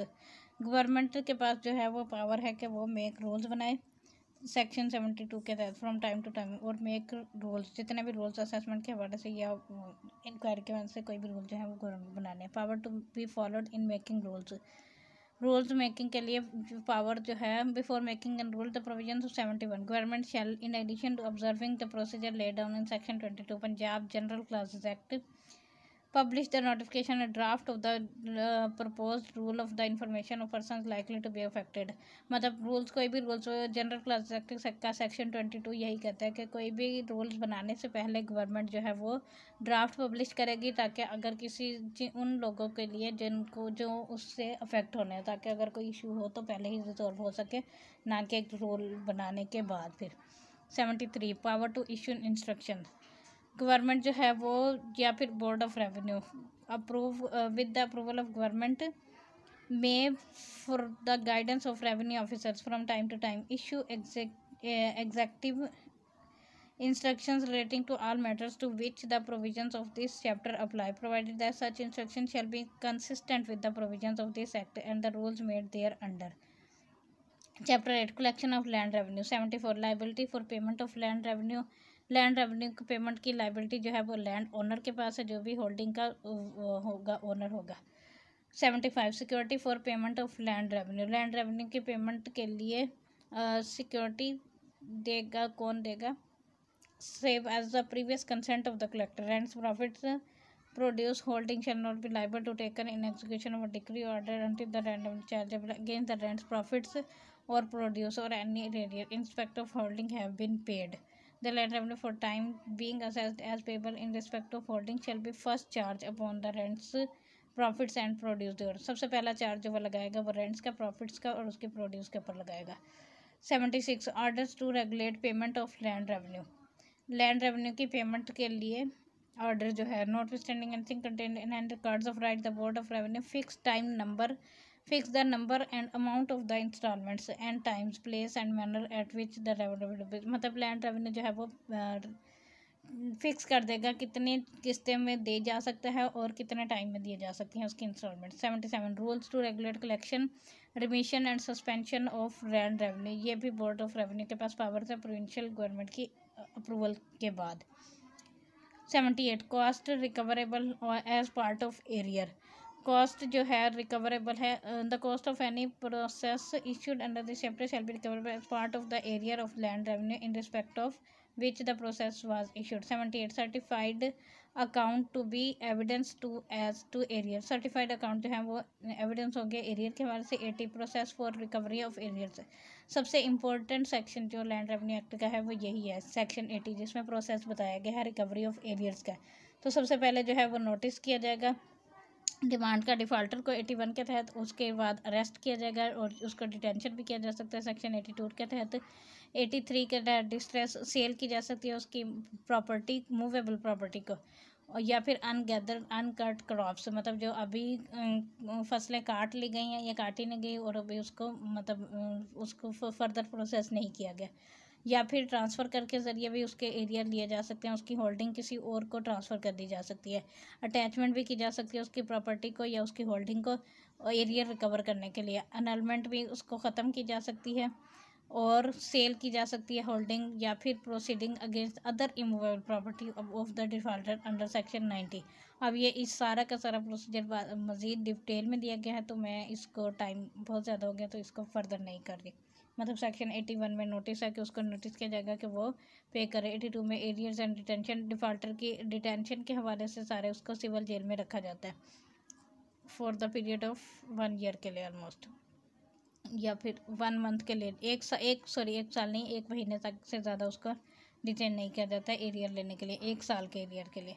83 में distress and sale of movable property and crops, मतलब जो उसकी मूवेबल प्रॉपर्टी है, जो क्रॉप्स है, उससे उसकी वो किए जा सकते हैं, एरिया रिकवर किए जा सकते हैं। 84 में ट्रांसफ़र ऑफ होल्डिंग, उसकी होल्डिंग किसी और के पास ट्रांसफ़र कर दी जाती है। 85 में अटैचमेंट कर दी जाती है उसकी, और 86 में अनलमेंट ऑफ असेसमेंट ऑफ होल्डिंग, उसकी जो होल्डिंग के असेसमेंट की गई थी वो उस असेसमेंट को ही ख़त्म कर दिया जा सकता है, फिर दोबारा से असेसमेंट होगी, दोबारा से सारा procedure.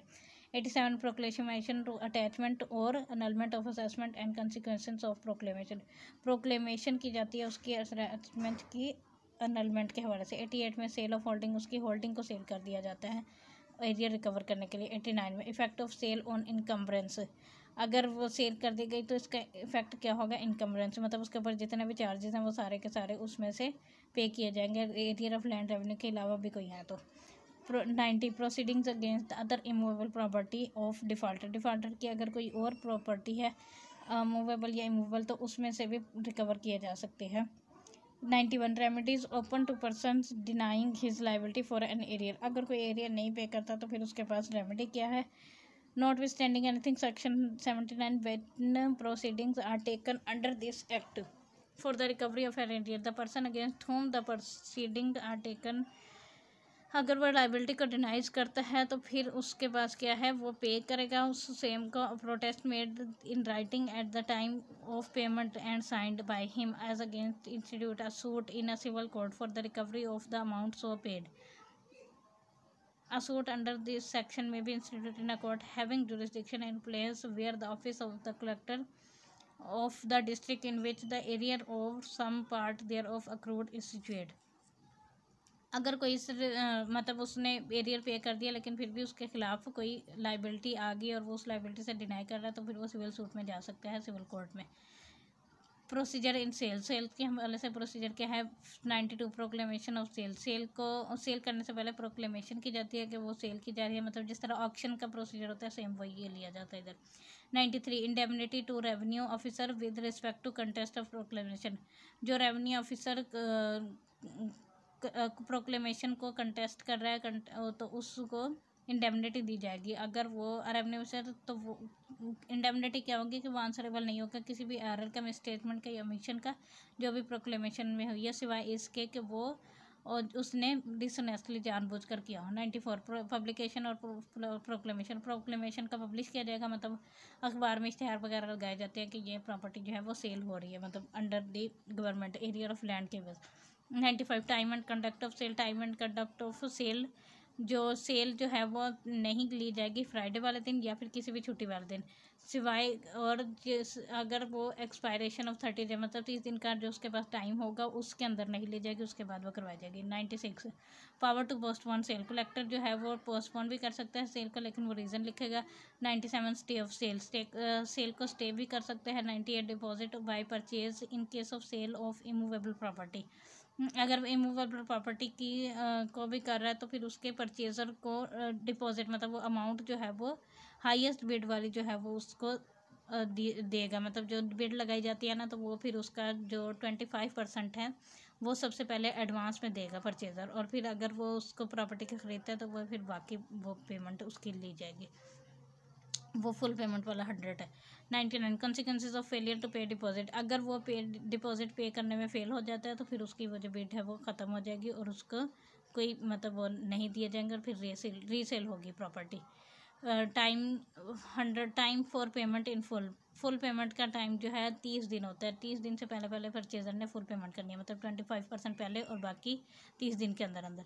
101 procedure in default of payment. अगर वो पेमेंट पे 100 वाला डिफ़ॉल्टर हो जाता है तो फिर क्या होगा, फिर sale of forfeited government enter collected the previous sanction of the commissioner. Commissioner की सैंक्शन के बाद उसको डायरेक्ट किया जाएगा कि वो applied reduction of arrear and the property shall be resold. तो फिर वो प्रॉपर्टी जो है वो दोबारा सोल्ड की जाएगी और फिर जो मतलब नया बंदा उसका खरीदेगा सारे वही लेगा। 102 में report of sale to commissioner. Commissioner को रिपोर्ट की जाएगी सेल की। 103 application to set aside sale. Sale को सेट असाइड के लिए एप्लीकेशन भी दी जा सकती है, मतलब कोई भी शख्स 30 दिन के अंदर अंदर उसको सेट असाइड करने के लिए एप्लीकेशन दे सकते हैं। 104 ऑर्डर कन्फर्मिंग और सेटिंग असाइड सेल।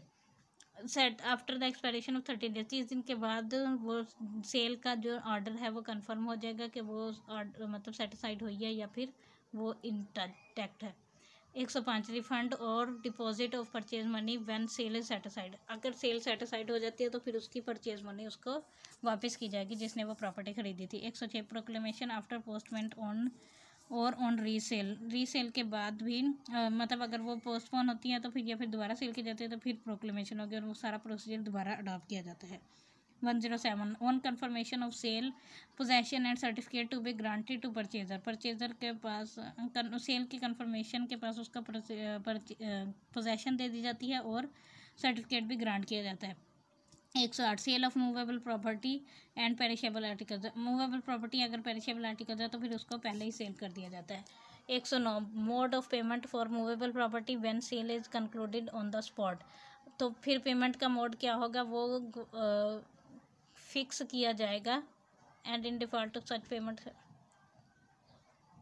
मोड क्या होगा, when the sale of any perishable articles final conduct the price of levy lot आज shall be paid for at the time of sale. मतलब उसी वक्त पेरिशेबल वाले आइटम की उसी वक्त बाय कैश वो जो है ना पेमेंट होगी। 110 मोड ऑफ, मतलब उसमें वो 25% और फुल पेमेंट वाला इशू नहीं है, पेरिशेबल वाले के लिए फॉरन पेमेंट कर दी जाएगी। 110 mode of payment for movable property when sale is subject to confirmation. अगर सेल सब्जेक्ट टू कन्फर्मेशन है तो फिर क्या होगा, other than perishable articles. Perishable article में तो उसी वक्त होगी ना payment of mode when sale is subject to confirmation, तो फिर जब कन्फर्मेशन होगी तो फिर उसमें वही 25% वाला और बाद में फुल होगा और फ्राइडे वाले दिन नहीं होगी, हॉलीडे वाले दिन नहीं होगी। Proceeds of cell.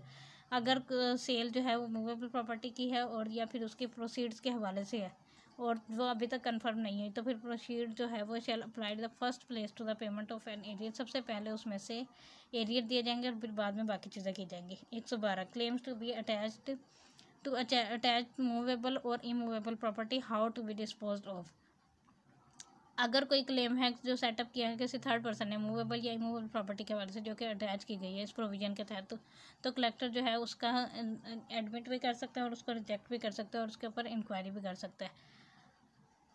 Chapter 9 recovery of other demands by revenue officers 113 recovery of certain arrears through revenue officers instead of by suit recovery of certain arrears through revenue officers instead of by suit suit के अलावा मतलब suit file करने की ज़रूरत नहीं होती और revenue officer जो है उसको रिकवर कर सकता है सेटिस्फाइड करता है अगर वो रेवेन्यू ऑफिसर करके वो सम जो है वो fallen due and has not be paid to him मतलब विलेज ऑफिसर जो है वो उसकी ड्यूटी होती है कि वो रिकवर करवाए और फिर वो रेवेन्यू ऑफिसर को दे अगर वो नहीं देता तो फिर रेवेन्यू ऑफिसर जो है वो खुद कलेक्ट करवा सकते हैं और उसके ऊपर फाइन भी लगाते हैं 114 other sums recoverable as arrears of land revenue इस लॉ के तहत या किसी भी और लॉ के तहत अगर कोई एरियर्स हैं तो वो फिर उसको रिकवर किया जाएगा उसी तरीके से जो कि तरीका इस लैंड रेवेन्यू एक्ट ने बताया वो 80 से 90 तक का सारा प्रोसीजर फॉलो किया जाता है कौन से इसके अलावा मतलब लैंड रेवेन्यू के एरियर के अलावा कोई भी फीस है या फाइन्स हैं या कॉस्ट है या चार्जेस हैं जो कि पे करने हैं विलेज ऑफिसर ने या कोई भी अमाउंट है या कोई मिल्स है फिशरीज़ के हवाले से कोई नेचुरल प्रोडक्ट्स के हवाले से कोई भी चीज़ जो पे गवर्नमेंट ने लेनी है तो वो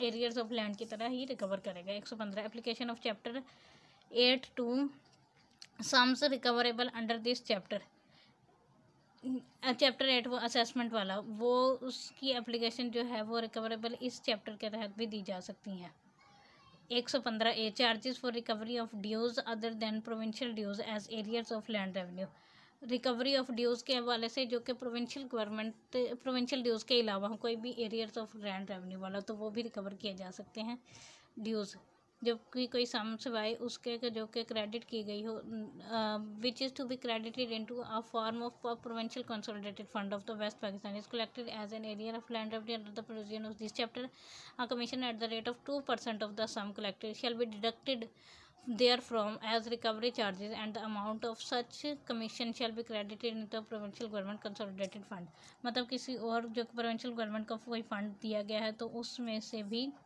वो अगर उधर पेमेंट की गई हो तो उसमें से भी वो एरियर ऑफ लैंड मतलब लैंड रेवेन्यू का जो एरियर है वो सबसे पहले रिकवर किया जाता है किसी भी तरीके से chapter 10 surveys and boundaries 116 revenue survey may be introduced by board of revenue in any part of the province revenue जो सर्वे है वो इंट्रोड्यूस किया जाए बोर्ड ऑफ रेवेन्यू करेगा किसी भी पार्ट में किसी भी प्रोविंस के 117 power of revenue officer to be defined boundary revenue officer की पावर है कि वो बाउंड्रीज को डिफाइन करे 118 surveys for purpose of preparation of record prepare करने के लिए भी सर्वे किया जाता है 119 assistance to be given by holders and others in the measurement or classification of land classification of land या मेजरमेंट के लिए असिस्टेंट ली जा सकती है होल्डर्स की मतलब जो होल्डिंग वाले लैंड ओनर्स हैं या लैंड लॉर्ड है उन सब की असिस्टेंट ली जा सकती है 120 प्रोफेशनल सर्विस के लिए जो भी सर्वे किया जाता है वो nature of and the nature of survey local area का जो भी नेचर है मतलब जिस तरीके से पहले किया जाता है उसी तरीके से किया जाएगा उसमें नेम ऑफिशियल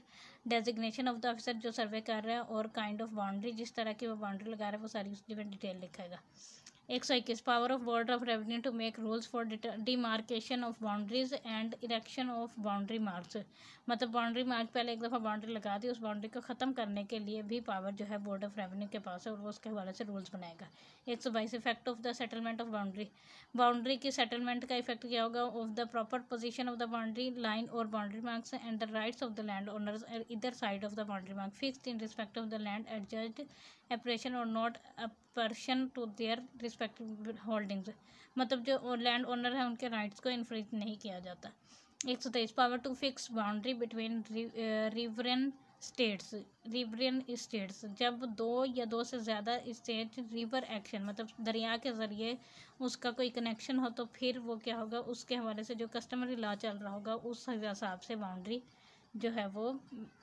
लगाई जाएगी 124 effect of fixing boundaries between riverain states मुराद दरियाई स्टेट जो प्रॉपर्टी है उसका क्या इफेक्ट होगा मतलब उसको उसके कस्टमरी लॉ के हवाले से डील किया जाएगा 125 application for immediate transfer of rights के हवाले से एप्लीकेशन दी जा सकती है कोई भी लैंड ओनर दे सकता है अगर कोई ऑर्डर हो गया है 126 के तहत लैंड ओनर का मतलब उसने कोई प्रॉपर्टी परचेज कर लिया तो फिर उसको ट्रांसफ़र भी वो किया जाएगा पोजेशन भी दिया जाएगा ट्रांसफ़र भी किया जाएगा उसके नाम पर 126 award of compensation and extinguishment of rights thereby compensation का अवार्ड ये जो लैंड रेवेन्यू की प्रॉपर्टी होती है ना, इसके लिए अवार्ड जारी किया जाता है। उसकी सेल होती है या फिर ट्रांसफ़र होता है या कुछ भी होता है तो वो उसको अवार्ड कहते हैं। कंपनसेशन राइट एक का जब वो फिक्स करता है कोई एक डे एप्लीकेशन देने के लिए, मतलब किसी और को उस प्रॉपर्टी में कोई इंटरेस्ट है तो वो एप्लीकेशन दे सकते हैं, और फिर उस अवार्ड का पूरा प्रोसीजर है वो हम अलग से लेक्चर में डिस्कस करेंगे। फ़िलहाल ओवरव्यू चल रहा है तो फिर ओवरव्यू चलते हैं। 127 वॉलंटरी ट्रांसफ़र नॉट अफेक्टेड। अगर कोई ट्रांसफ़र वॉलंटरीली किसी ने ट्रांसफ़र किया तो फिर उसको अफेक्ट नहीं किया जाएगा।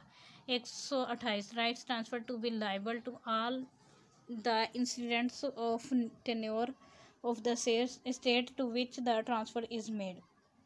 जितने भी राइट्स ट्रांसफ़र किए गए हैं वो लाइबल होंगे तमाम इंसिडेंट्स ऑफ द टेन्योर के जो कि स्टेट और उस ट्रांसफ़र के साथ मेड होंगे। मतलब जब राइट ट्रांसफ़र होता है तो उस राइट के साथ हाँ सब कुछ ट्रांसफ़र होता है। 129 cost of erection and repair of boundary and survey marks subject to any rules which the board of revenue pay with the previous approval of the marks survey marks shall be erected and kept in repair by or at cost of the persons interested in the land of indication of the limits whether they are required। 130 recovery of cost incurred by government. अगर कोई शख्स जो है वो interested है किसी land में जो कि फेल हो जाता है इरेक्ट करने में या रिपेयर करने में उस बाउंड्री को सर्वे मार्क को 30 दिन के अंदर अंदर, तो फिर क्या होगा उस डेट के जो भी रेवेन्यू ऑफिसर है वो में काज इट टू बी इरेक्टेड और रिपेयर, तो फिर वो ऑर्डर करेगा कि उसको दोबारा से वो बनाया जाए। मतलब बाउंड्री मार्क उसने कोई लगाया तो वो ख़राब हो गई या ख़त्म हो गया तो फिर उसको वो ऑर्डर करेगा कि 30 दिन के अंदर अंदर उसे री बाउंड्री मतलब कर दी जाए, रिपेयर किया जाए। 131 responsibility for the maintenance of boundary and survey marks. Her land owner की जो रिस्पॉन्सिबिलिटी है कि वो उसको मेंटेन करे सर्वे को और उस बाउंड्री मार्क को। 132 रेवेन्यू रिपोर्ट ऑफ डिस्ट्रक्शन और रिमूवल ऑफ और एन इंजरी टू बाउंड्री और सर्वे मार्क्स। डिस्ट्रिक्शन की अगर कोई हो जाती है तो उसकी रिपोर्ट करना हर विलेज ऑफिसर की ड्यूटी है। 133 land measurement or survey to be based on a square system or rectangulation. Land measurement or survey to be based on a square system of rectangulation, मतलब स्क्वायर ये जो government property की measurement करती है तो फिर वो स्क्वायर में करती है, मरला में नहीं करती। वो पर स्क्वायर फीट कहते हैं ना हम, तो वो उस हिसाब से उसकी मेजरमेंट की जाएगी। 134 पेनल्टी। अगर कोई पर्सन विलफुली डिस्ट्रॉय करता है या इंजर करता है उस बाउंड्री मार्क को तो फिर उसको फ़ाइन किया जाएगा। 500 रुपये से ज़्यादा का फ़ाइन नहीं होगा और उसको पेनल्टी लगाई जाएगी पाकिस्तान पिनल कोड की सेक्शन 434 के तहत।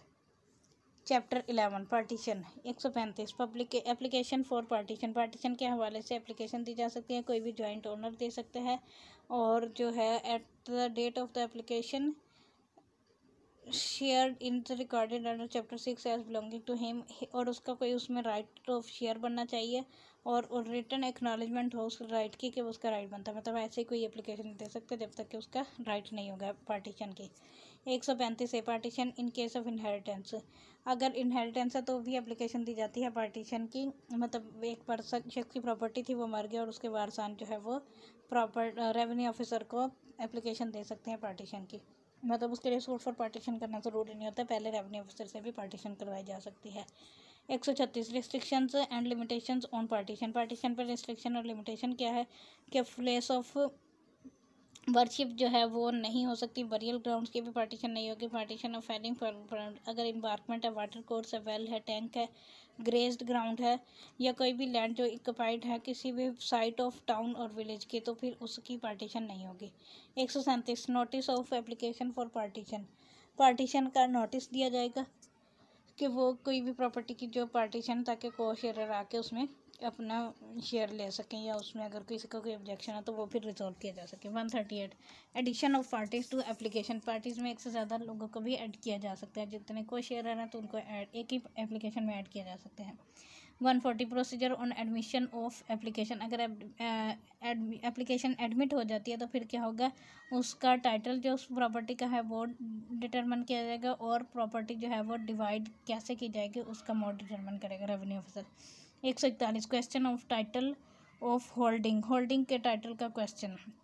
अगर होल्डिंग के टाइटल का क्वेश्चन है किसी भी पार्टीशन की प्रोसीडिंग, तो वो रेवेन्यू ऑफिसर जो है वो उसको इंक्वायर करेगा। 142 डिस्पोजल ऑफ अदर क्वेश्चन, इसके अलावा जितने भी क्वेश्चन है उन सबका भी डिस्पोजल रेवेन्यू ऑफिसर करेगा। 142 है, a time limit for decision of partition case. Partition case को डिसाइड करने के लिए जो है वो 180 डेज़ मतलब 6 महीने का टाइम है पार्टीशन के केस को डिसाइड करने के लिए। 143 administration of property excluded from partition. अगर कोई प्रॉपर्टी पार्टीशन से एक्सक्लूडेड है तो फिर उसको एडमिनिस्टर कैसे किया जाएगा, determine extent and manner in which, तो फिर वो रेवेन्यू ऑफिसर उसको डिटरमिन करेगा कि उसको कैसे डील करना है। 144 distribution of revenue and rent after partition. अगर पार्टीशन हो गई है तो फिर उसका रेवेन्यू और उसका रेंट भी डिस्ट्रीब्यूट किया जाएगा, मतलब जिसका जितना शेयर है उसका उतना ही उसने पे करना है। 145 इंस्ट्रूमेंट ऑफ पार्टीशन। अगर कोई पार्टीशन कंप्लीट हो गया तो रेवेन्यू ऑफिसर जो है वो एक इंस्ट्रूमेंट प्रिपेयर करेगा और उस पर और डेट जिस दिन वो पार्टीशन टेक इफेक्ट हुई है उसको रिकॉर्ड करेगा। 146 delivery of possession of property allotted to और इन ऑन पार्टीशन। तो वह प्रॉपर्टी की पोजेशन भी अलॉट कर देगा जो पार्टीशन में हुई है, मतलब जिसका जितना शेयर है उसको उतनी पोजेशन भी दे दी जाएगी। 147 affirmation of partition privately affected. अगर कोई प्रॉपर्टी प्राइवेटली अफेक्ट हुई है, पार्टीशन अफेक्ट हुई है, तो फिर उसको अफर्म किया जाएगा। Been without intervention of revenue sir any party thereto may apply to revenue sir for an of holding. मतलब अगर पार्टीज ने खुद ही पार्टीशन कर रही है तो भी वो रेवेन्यू ऑफिसर को वो एप्लीकेशन देंगे कि वो उस पार्टीशन का फॉर्म करे। 148 power to make rules as to cost of partition. Board of revenue rule बनाएगा कॉस्ट के हवाले से। 149 redistribution of land according to custom. अगर प्रॉपर्टी की रीडिस्ट्रीब्यूशन करनी है तो फिर वो कस्टम के मुताबिक होगी। 150 officers who may be empowered to act under this chapter. Revenue officer जो है वो जिसको पावर दी जाएंगी वही इसके हवाले से एक्ट करेगा। Revenue officer note below assistant collector first grade से कम का नहीं होना चाहिए, इससे ऊपर वाले को ही पावर दी जाएगी और वही एक्सरसाइज करेगा। Chapter 12 arbitration. 151 power to refer to arbitration. Revenue officer जो है वो मैटर पार्टीज को आर्बिट्रेटर के पास भी रेफर कर सकता है। 152 order of reference and contents thereof. और फिर वो जो है उसमें रेफरेंस का ऑर्डर करेगा और उसके कंटेंट्स में, क्या मतलब कौन सी चीज़ उसने फिक्स करनी है, नंबर ऑफ़ आर्बिट्रेटर्स कितने होंगे और कितने टाइम के लिए उससे वो अपॉइंट किया जाएगा और कितने टाइम में उसने डिसाइड करना है, वो सारा का सारा उसमें लिखेगा। 153 नॉमिनेशन ऑफ आर्बिट्रेटर्स। आर्बिट्रेटर को नॉमिनेट किया जाएगा कि कौन शख्स जो है वो आर्बिट्रेटर होगा और कौन ये फंक्शन परफॉर्म करेगा। 154 substitution of arbitrators by parties. Parties जो है वो आर्बिट्रेटर्स को if an arbitrator nominated by party dies, अगर कोई मर जाता है तो फिर यह डिज़ायर करता है कि उसको चेंज कर दिया जाए, या वो रिफ्यूज़ कर देता है कि वो ये काम नहीं कर सकता, तो फिर पार्टी जो है वो सब्सटीट्यूट करेंगी, किसी और शख्स को उसकी जगह नॉमिनेट कर दिया जाएगा। 155 nomination and substitution of arbitrator by revenue officer. Revenue officer भी नॉमिनेट कर सकते हैं या फिर सब्सटीट्यूट कर सकते हैं आर्बिट्रेटर का, पार्टीज भी कर सकती हैं और रेवेन्यू ऑफिसर भी कर सकते हैं। 156 process for appearance before arbitrators. Arbitrators के पास वो पार्टीज अपेयर होंगी और वो उनसे विटनेस भी कॉल कर सकते हैं और उनका एग्जामिन कर सकते हैं और फिर उनसे क्वेश्चन कर सकते हैं और उसको रिजॉल्व करेगा और फिर एक वो अवार्ड लिखता है। 157 award of arbitrators and presentation thereof. Arbitrator जो है वो पार्टीज को सुनने के बाद इन राइटिंग अवार्ड लिखता है और वो अवार्ड जो है वो रेवेन्यू ऑफिसर को जमा करवाएगा। 158 procedure on presentation of award. जब आर्बिट्रेटर रेवेन्यू ऑफिसर के पास अवार्ड को जमा करवाएगा तो वो एक डेट फिक्स करेगा उस अवार्ड को कंसीडर करने के लिए, और उस डेट पर या फिर किसी भी सब्सिक्वेंट डेट पर अगर वो एडजमेंट देते हैं तो रेवेन्यू ऑफिसर जो है वो अगर पार्टीज़ के कोई ऑब्जेक्शन अवार्ड के हवाले से तो उनको सुनेगा। 159 इफेक्ट ऑफ अवार्ड। तो फिर रेवेन्यू ऑफिसर जो है एक्सेप्ट करेगा या फिर उस अवार्ड को मॉडिफाई कर देगा, रिजेक्ट कर देगा अवार्ड को, और रीज़न रिकॉर्ड करेगा उस डिसीजन के जो भी उस हवाले से हैं। तो फिर अपील लाई करेगी, अपीलेबल ऑर्डर है अवार्ड्स के हवाले से रेवेन्यू ऑफिसर का।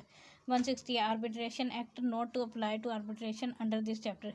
इस चैप्टर के तहत जो आर्बिट्रेशन है उसमें आर्बिट्रेशन एक्ट 1940 अप्लाई नहीं होगा, वो अपनी जगह बरकरार है, ये इसका अपना प्रोसीजर उसने बता दिया कि वैसे ही वो करेगा।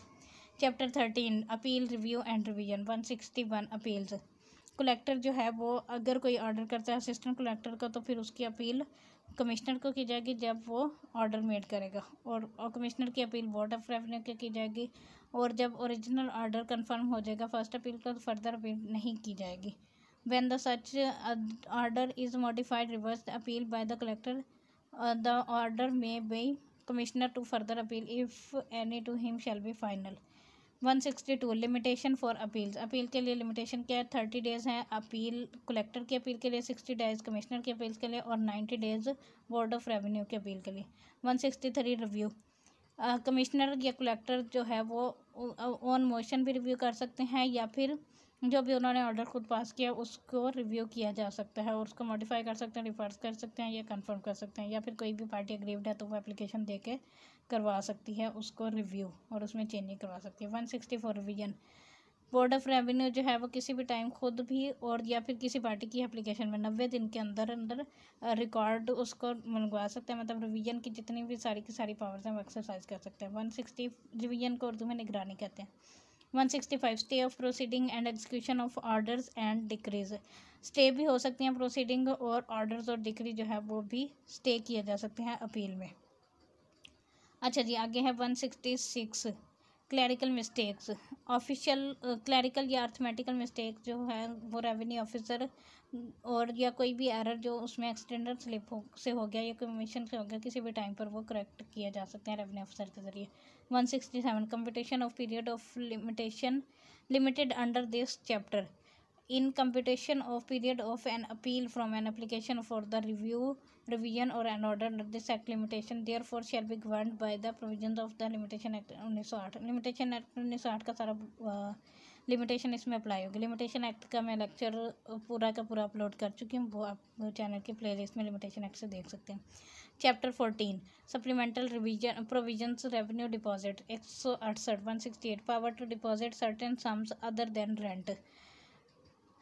जब कोई भी हेडमैन या फिर कोई लैंड ओनर जिसने कोई सम पे करनी होगी वो रेंट के वाला है तो वो रिफ्यूज़ कर देता है रिसीव करने का सम और ग्रांट ऑफ द रसीद, तो फिर ये वाली एप्लीकेशन जो है वो बोर्ड ऑफ रेवेन्यू को रेवेन्यू ऑफिसर को दी जा सकती है। अगर कोई लैंड ओनर जो है वो टेनेंट से रेंट रिसीव नहीं करता तो फिर टेनेंट के पास राइट है कि वो रेवेन्यू ऑफिसर के पास जाए और उसको application they.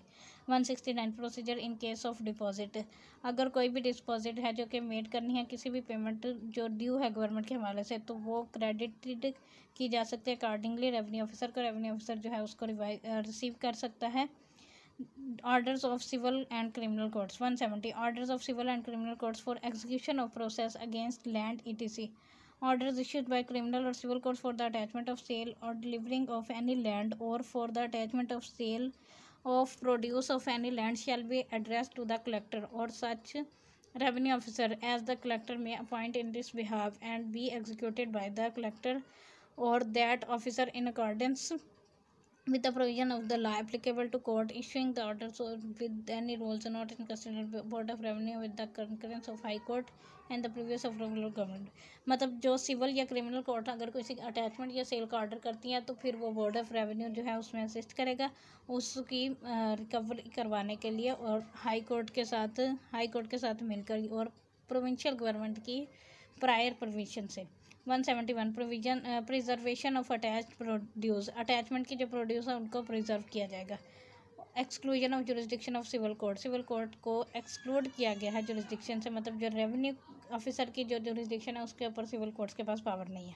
172 exclusion of jurisdiction of civil courts in matters within the jurisdiction of revenue courts. Revenue officers के पास जितने भी मैटर्स हैं उसके ऊपर वो सिविल कोर्ट्स को बार लगा दी गई, वो एक्सरसाइज नहीं कर सकती, मतलब आप सिविल कोर्ट में जा ही नहीं सकते जब तक कि रेवेन्यू ऑफिसर के पास से ना हो जाए।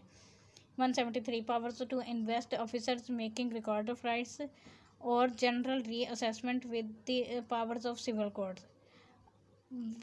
पावर है रेवेन्यू ऑफिसर की कि वो रिकॉर्ड्स ऑफ राइट्स मेंटेन करे और जनरल रीअसेसमेंट करे जो कि सिविल कोर्ट्स की पावर है। The board of revenue may notification invest any revenue officer making और specially revising record of rights in any local area revenue, मतलब बोर्ड ऑफ रेवेन्यू जो है वो किसी भी वक्त किसी भी ऑफिसर को कोई भी पावर दे सकता है रिकॉर्ड ऑफ राइट्स के हवाले से। 174 control over such officers and appeals from and revision of their decrease and orders. Control over such officers revenue officers हैं और बोर्ड ऑफ अपील के हवाले से रिवीजन के हवाले से डिक्री होल्ड के हवाले से बोर्ड ऑफ रेवेन्यू जो है ऑफिशियल गजट में नोटिफाई करेगा। जनरल प्रोविजन है 175 prevention of encroachment upon common lands. Common lands को इंक्रोच नहीं किया जाएगा, इसके ऊपर प्रिवेंशन है। जब भी कोई भी लैंड रिजर्व की गई है किसी भी कॉमन पर्पज़ के लिए रिजाइडिंग तो सिचुएट की गई है इनक्रोच बाय एनी पर्सन, अगर वो उसने 3 periodical record made before him. Encroachment as encroachment होता है मतलब जब्त कर लिया कोई प्रॉपर्टी जो उसके पास नहीं थी और उसने वो साथ जो नहीं है वो जो क्या कहते हैं उसको कब्ज़ा माफिया के हवाले से है ये, तो वो उस लैंड की इंक्रोचमेंट का इजेक्ट कर देगा और प्रोक्लेम किया जाएगा 26 में फॉरबिड रेपुटेशन ऑफ इंक्रोचमेंट के वो दोबारा ना ऐसा करे। 175 ए पेनल्टी फॉर इंक्रोचमेंट, अगर कोई इंक्रोचमेंट करता है तो उसके ऊपर पेनल्टी है 500 रुपीज़ की। 176 papers kept by village officers to be deemed public documents, ये जो 500 रुपीज़ है ना ये उस वक्त के 500 रुपीज़ है 1967 के, और अब 2023 में 500 की कोई वैल्यू नहीं रही। 176 papers kept by village officer to be deemed public document, जो अभी विलेज ऑफिसर के पास पेपर्स हैं वो विलेज पब्लिक डॉक्यूमेंट्स समझे जाएंगे। 177 maps and land record open to inspection ETC, जितने भी मैप्स एंड लैंड रिकॉर्ड्स हैं वो पब्लिक डॉक्यूमेंट्स है तो वो ओपन है इंस्पेक्शन के लिए, कोई भी उसको चेक कर सकता है। 178 restriction on revenue officers binding at auctions और इंगेजिंग इन ट्रेड, रेवेन्यू अफसर जो भी एम्प्लॉयड है इन अफसर में वो नहीं परचेज करेगा कोई भी बिड को, कोई भी एक्शन को, वो एक्शन में खुद शामिल नहीं होता। चैप्टर 15 मिसलिनियस, लास्ट चैप्टर है इस एक्ट का और काफ़ी ज़्यादा टाइम हो गया, 1.5 घंटा गुजर गया, थोड़ा सा रह गया। 184 है आर्टिकल सेक्शन इसके तो ख़त्म होने वाला है, हौसला रखें, मैंने भी बड़ा हौसला रखा है, गला बंद होने वाला है। 179 effect of finality of orders, finality of orders का क्या इफेक्ट होगा। Whenever in this act it is provided that a decision or order shall be final, it shall be deemed to mean that no appeal lies from such decision or order, but nothing herein shall be construed as precluding the Board of Revenue from modifying, reversing or setting aside any such decision or order of the provision, मतलब वो final order को भी board of revenue modify भी कर सकता है, reverse भी कर सकता है और सेट असाइड भी कर सकता है। 180 रिस्ट्रिक्शन ऑन अपॉइंटमेंट ऑफ लंबरदार की अपॉइंटमेंट के हवाले से restriction क्या shall not be appointed nor shall rule for appointment of or be enforced or made applicable to any area or part of the province where the law of in force immediately before the commencement of this act did not provide for making such appointments to rule, मतलब अगर law मना करता है किसी लंबरदार के appointment के लिए तो वो नहीं होगी, अदरवाइज लंबरदार अपॉइंट हो सकता है हर जगह पर। 181 bar on legal proceeding against revenue officers, कोई भी सूट जो है या कोई भी लीगल प्रोसीडिंग नहीं की जाएगी रेवेन्यू ऑफिसर के खिलाफ फॉर एनीथिंग डन और order to be done in good faith, अगर उसने कोई ऑर्डर गुड फेथ में किया, मैलाफाइडली किया फिर तो हो सकता है ना, by him as such in pursuance of the provision of this act, और उसने उस लॉ की परसुएंस इस एक्ट की परसुएंस में कोई काम किया तो उसके खिलाफ कोई प्रोसीडिंग नहीं हो सकती। 182 power to make rules, board of revenue के पास प्रोविंशियल गवर्नमेंट की सैंक्शन से पावर है कि वो रूल्स बनाए इन मामलों पर। 183 rules to be made after previous publication, rule जो है वो प्रीवियस पब्लिकेशन के बाद बनाए जाएंगे, मतलब कोई भी रूल बनाने से पहले उसको ड्राफ्ट पब्लिश किया जाएगा और फिर अगर उसके ऊपर किसी का कोई एतराज़ नहीं आता तो फिर उसको बनाए जाएंगे। 184 रिपील्स एंड सेविंग्स, ये जो है सेव कर दिया गया है और कुछ चीज़ें और कुछ रिपील, मतलब जो पहले पुराने एक्ट बने हुए थे the enactment mention in part 1 of the first schedule are hereby repealed, ये सारी की सारी फर्स्ट शेड्यूल में इनैक्टमेंट रिपील्ड की गई हैं। द शेड्यूल और इसके पार्ट 1 में ये वाला उसने कह दिया कि ये सारा रिपील्ड है। चलो जी आगे पार्ट 2 है और ये ख़त्म हो गया लैंड रेवेन्यू एक्ट, बहुत टाइम लगा दिया मैंने, थैंक यू फॉर लिसनिंग। लेकिन ये पूरी यूट्यूब पर आपको कहीं पर भी 1.5 घंटे में लैंड रेवेन्यू एक्ट नहीं मिलेगा। अल्लाह हाफिज़, फिर मिलते हैं किसी और कंप्लीट एक्ट के साथ।